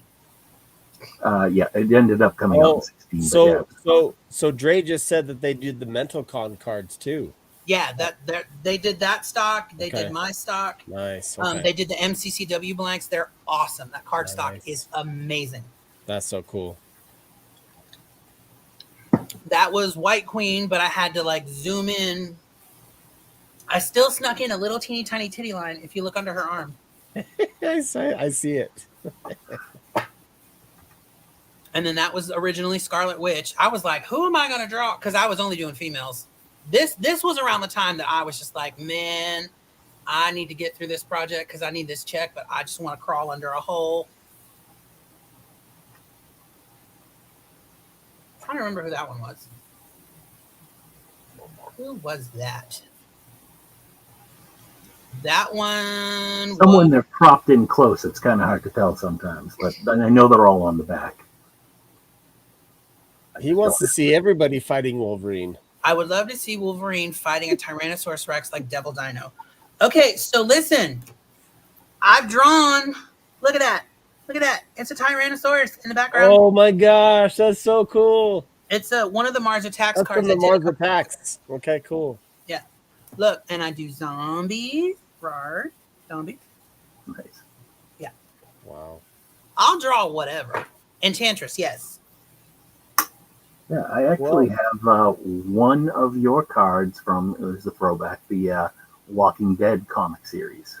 Ooh. What? It's Rick Grimes in front of the zombies inside do not enter door. Oh, yeah. So that is the only Walking Dead project I've ever done. I have 1 AP from it. No one ever asked for it. And that, I think I only did 10 cards. Because that, again, it was like, oh, I don't know how many I can do. My life is a nightmare right now. And that was for Cryptozoic. I think it was the comic book series one you said? Yeah. I've got some more mod. Well, I'm not even going to say it, so never mind. You have everything. He has a couple. So let's see. I think I have some cards. Now, I collected Storm cards for quite a while, but I sold a handful of them because at one point I was just like, man, I cannot do what Matt does. Not that I even knew what his collection was at the time. But I have some PSCs that I were gifted. I have some that were commissioned. So I'm going to pull them out of the sleeve so there's no glare. This was a gift. I think I'm going to run the auction for one more minute. So let's just do that one more time. And if no one gets more than that 125 Matt won. Well, 125 is a bargain, people. It is a big bargain. Like, this is like amazing. So let's show the card one more time. Hold on. I put it down and I have to find it. Wait, here it is. Here it is. Okay. I'm like shuffling cards around here. Here we go. We're going to show it. 125 for some titty cleavage. Hey guys, we are auctioning this Storm card off currently right now. It's on a PCS private sketch card, PSC private sketch card, and it's a Mohawk Storm. Yep. By Rhiannon Owens. Yep. And she signed it right down on the bottom there. Yep. I literally finished this 2 hours before we started this. Yeah, so I did this today. She did this for this actual event tonight. Yep.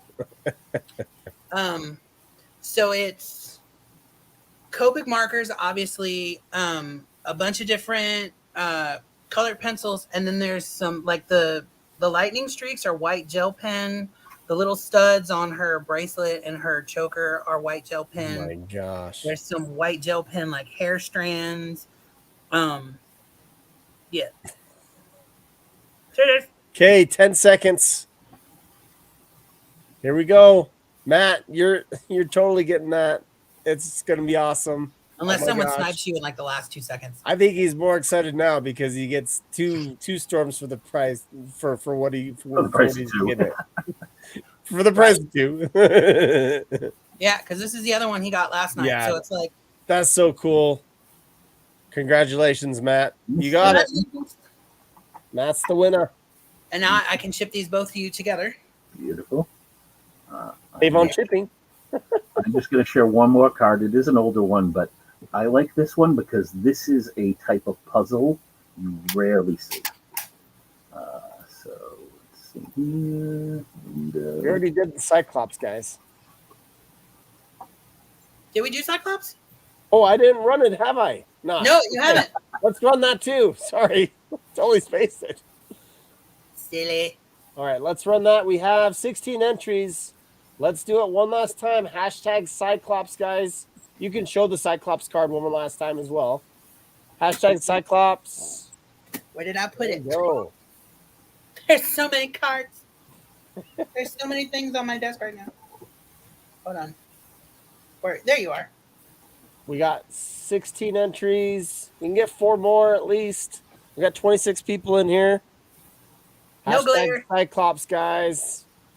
Nice little smoky visor. Awesome. All the pecs. This was also done this year. This was done back in April.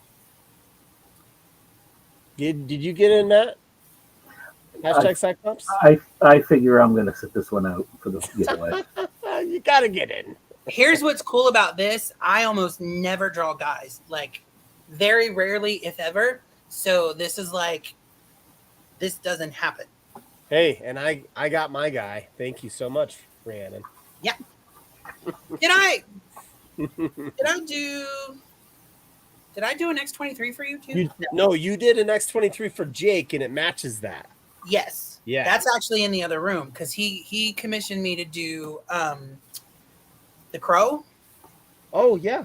Okay. So I have to finish the Crow before I can send the boat to him over in the UK. Oh, okay. Okay. Yeah. All right. All right, let me see where we're at the giveaway. Let's wait 2 more minutes and then we'll do the giveaway, guys. Hashtag Cyclops for that giveaway.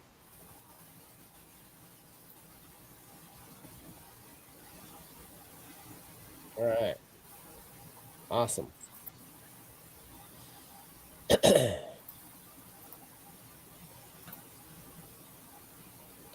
Hey, so on Let's see. You have one more sketch. Okay, there it is. Okay, sorry. There we go. Oh God. You don't often see 3-card puzzles oriented that way for the full body. I like that. And that's why I did it. So this Avengers set, the card stock was really great, and I really wanted to do like better puzzles, but it was like time crunch. And honestly, it actually ended up saving me a lot of time. But there's one of Wasp I did that was a 4-card puzzle where she's like in her black and gold with the gold wasp in the front, and it's like the black leather, and she's sitting on like a stack of books, and she's kind of looking over her shoulder with her legs crossed. That was, I think, that one, and I think there might have been a storm puzzle I did on that stock, but they sent us 4-card puzzles, 2-card puzzles, 3-card puzzles, and I was nearing the deadline, and I still had a bunch of 3-card puzzles to do. So there's one of Ms. Marvel in the Warbird costume, there's one of her, and I think there's 1 or 2 others, and I can't remember who they are because I haven't seen these since I turned them in because I lost all the files when my computer got zapped with lightning. But I really like, Matt, I think it's really cool that you have such a broad collection of my work, but I also love that it's not just from one set or one character. Like there's so much diversity in the character pool and the set. So I very much appreciate that you love cards as much as you do. I'm also very flattered that you like my work as much as you do. And well, for a big while there, Matt, you were focusing on mutants for quite some time, right? Yeah. I still do for the most part. Although you saw earlier, I'll still, if I see a well-rendered character that I like, and especially if I don't have an example, because I also keep track of my characters, and I've got, I think, almost 1,100 individual characters from Marvel. So I kind of like that aspect of it. The little data part of my brain just geeks out on it. Yeah. That's really cool. So real quickly, so Allison Sohn, who does not do cards anymore. Shame. She is actually the first. So Jason Sobel's the one who introduced me to Robert and Rittenhouse, but Allison did incentives for the first Women of Marvel project back in 2008. I met her at the Heroes Con that Jason saw my work and then said, well, you should do this. So the day after that conversation with Jason, I happened to walk by Allison's table and she had a binder full of, they were printed pages of her card art. And once we're done with this Cyclops, I'll show you. I have commissions from her that I got, and when I went back and looked through my collection, she is what inspired me to abandon all of the black outlines. So I'll show you guys in a minute. Okay. Cool. Hashtag Cyclops. All right, this is your last time, guys. Those who are coming in, hashtag Cyclops for this sketch card giveaway that Rhiannon is doing. So appreciate you, Rhiannon. You're welcome. So freebie. Yep. And then we will go ahead and run it in about 20 seconds, guys. Get your hashtags in. If you don't know if yours caught, go ahead and do it again. I've given permission to do a multiple hashtags, so go ahead and do it. So hashtag Cyclops, guys. Hashtag Man boobs. XRUS. Well, maybe we should have did man boobs, but Cyclops. Oh, that's funny. Awesome. Okay. I'm going to run it 10 seconds. 9, 8, 7, 6, 5, 4, 3, 2. Here we go. Running it.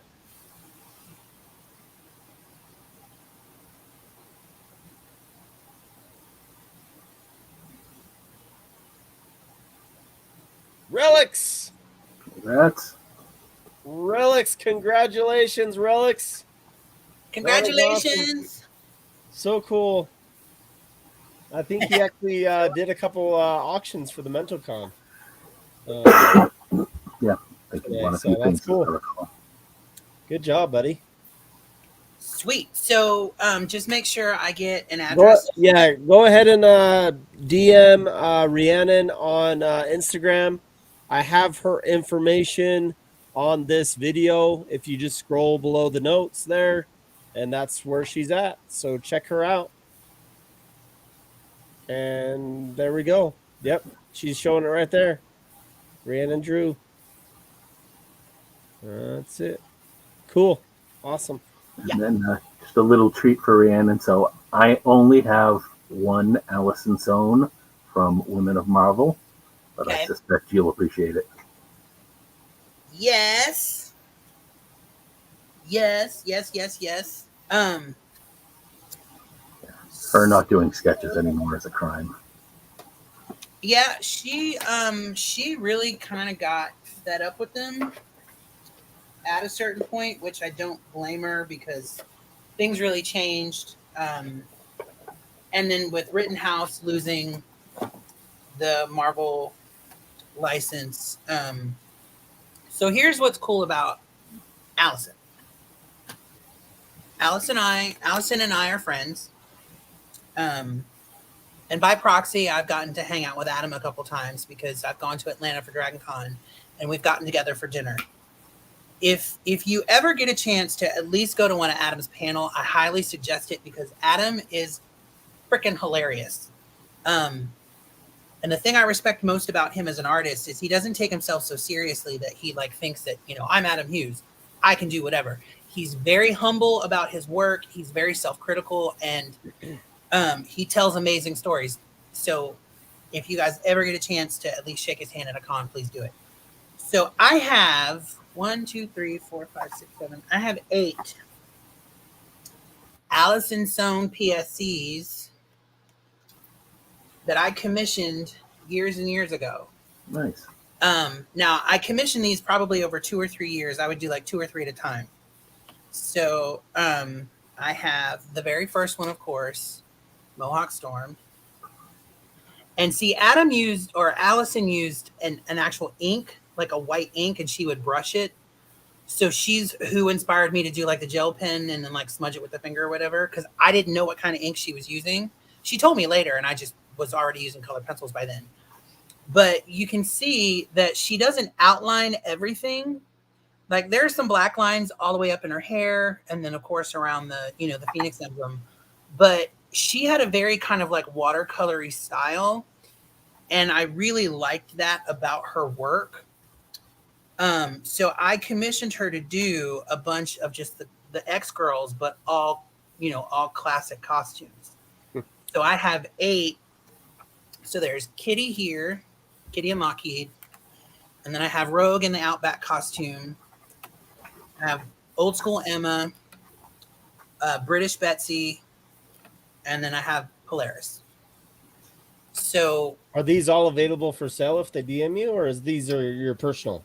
No, these are PSCs that I commissioned from her, and I haven't sold. I don't plan on selling them. Yeah. That's cool. And I have a couple other ones. This card is really special to me. For those of you that were around back then, there was an artist in the UK named Jack Red. And Jack Red actually started his own company called Red Life, and he did something called the Dark Zodiac.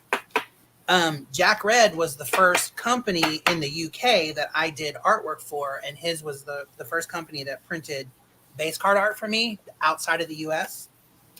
As a thank you, Jack remembered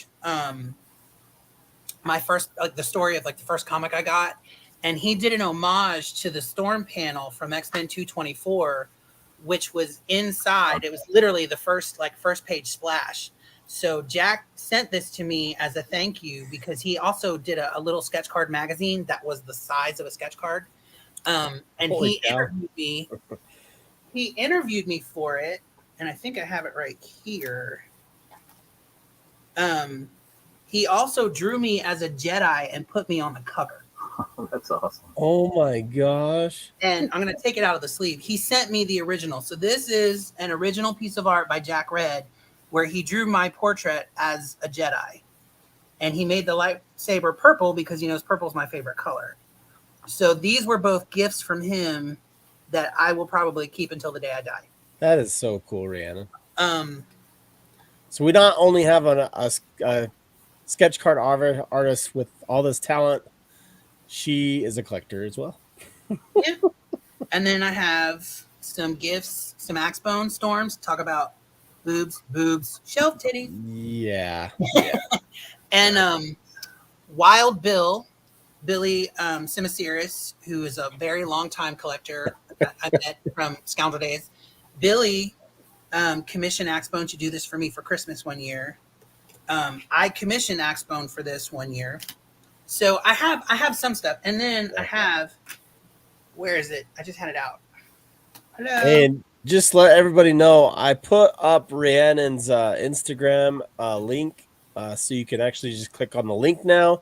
Please give her a follow. She's got some amazing stuff. Reach out to her DM wise for commissions and other stuff if you have any questions about the secret sketch card book that she's not advertising. Yeah, so I have two sketchbooks. This one and the other one, which I put down somewhere. Oh, it's right here. So I've got two. This one is all APs and returns. This one is all just general sketch cards. Now, these are 10 years old. These were done in 2012. So these are some of my older work. But this was when I really started like perfecting my craft. So cool. So I do have a handful of each of those available. But the one last card I want to show, Sean Pence. Whoa. Sean's amazing. So Sean and I used to hang out whenever I would go up to the Allentown non-sports card show. And we actually started talking on MySpace. That's how long ago this was. Over Lady Gaga. Because he's a fan of dance music, and I happened to meet Lady Gaga one year. I went to California for an event. And so we were talking about it. And then over the years, Sean and I we became really good friends. We haven't spoken in a while. But Sean did this for me, and I gifted him one of my old treasure chest and booty. There we go, no glare. Returns that he really liked the artwork on it. So we did an art trade, and I still have this. I don't know if Sean ever did any storm cards for Women of Marvel or Dangerous Divas, because he did do a couple Rittenhouse Marvel sets, but he did a very limited number. And this is like one of the ones that would stay in my Someone wants to look at that gambit. Is there a gambit on the front cover of one of those sketchbooks? Someone want to look at it. So here's what's funny about this. The very first sketchbook I did back in 2010, because I was like brand new and everybody was like, oh, you have to do a sketchbook. So I did this one. I don't have copies of this one anymore. I literally only had like 50 copies printed. It's sold out. But it's all black and white. Yeah. And it's not just card art, but like, see, Matt, there's that Wonder Woman. Oh, that's one of the Justice League half faces where I at least tried to make the background relevant. Yeah. There are no guy characters in this book. It's called Dangerous Beauty, and everything, it's females, like just girls, nothing, just girls. So when I did this one 2 years later, finally playing with a full deck, it's like boys and girls. So, look, it's Gambit. And he's throwing cards, but the cards he's throwing are sketch cards from other projects I did. Oh, no way. There's a Kit Fisto from Star Wars. Oh, Marvel Beginnings. I see the Marvel Beginnings right there. That's a card of Rogue holding a car over her head from Marvel Beginnings. That was my first Upper Deck project. And then back here. Okay, let's put this away now. I want one, and I don't know how many are left. I have a lot. Okay. I'm sure I have plenty. So if anybody in the room wants one, just shoot me a message and we can exchange details. Okay, we'll do 20 a piece. Wow. Okay. This one is 36 pages, front and back, and these new ones, these are all color. So I'll show you some previews. So those are some Marvel APs from back in the day, Heroes and Villains. Wow. This is the AP book. These are all Star Wars returns. These Cool. were Red Target exclusives back when Target used to do cards, and we had like mostly red or monochromatic. What else is there in here? There's some other stuff. I think there's some Treasure Chest and Booty. These were returns from the first Axbone set. So these are all APs and returns. And then this book, this is just sketch card art. So this is all Marvel and Villains. Ooh, this is a good idea. Can you do that? I sure can. Look at that lovely blank space. So back in 2012, it has a list of all the companies I had worked for. There's Perna Studios, Rittenhouse Archives, Tops, Upper Deck. And then, like, here's a page, the first Classic Mythology set that we did for Perna Studios. And then I actually did a baseball card for Tops that was printed. That's the Dark Zodiac from Red Life. Oh, crazy. Yeah, this is like a little history book now. Yeah, no, that's cool. But yeah, I have both of these available, and I have plenty of copies. So if you want one, just shoot me a message. Awesome. Yeah. Thank you so much. That's awesome. So many things. Okay, let's pull this giveaway. Oh, we already did that. Relics one. Yeah. Yeah, Relics won the Cyclops. Losing track of time. Matt won the auction for the Storm. Congrats there, Matt. That's such a nice storm. Sent the payment over to.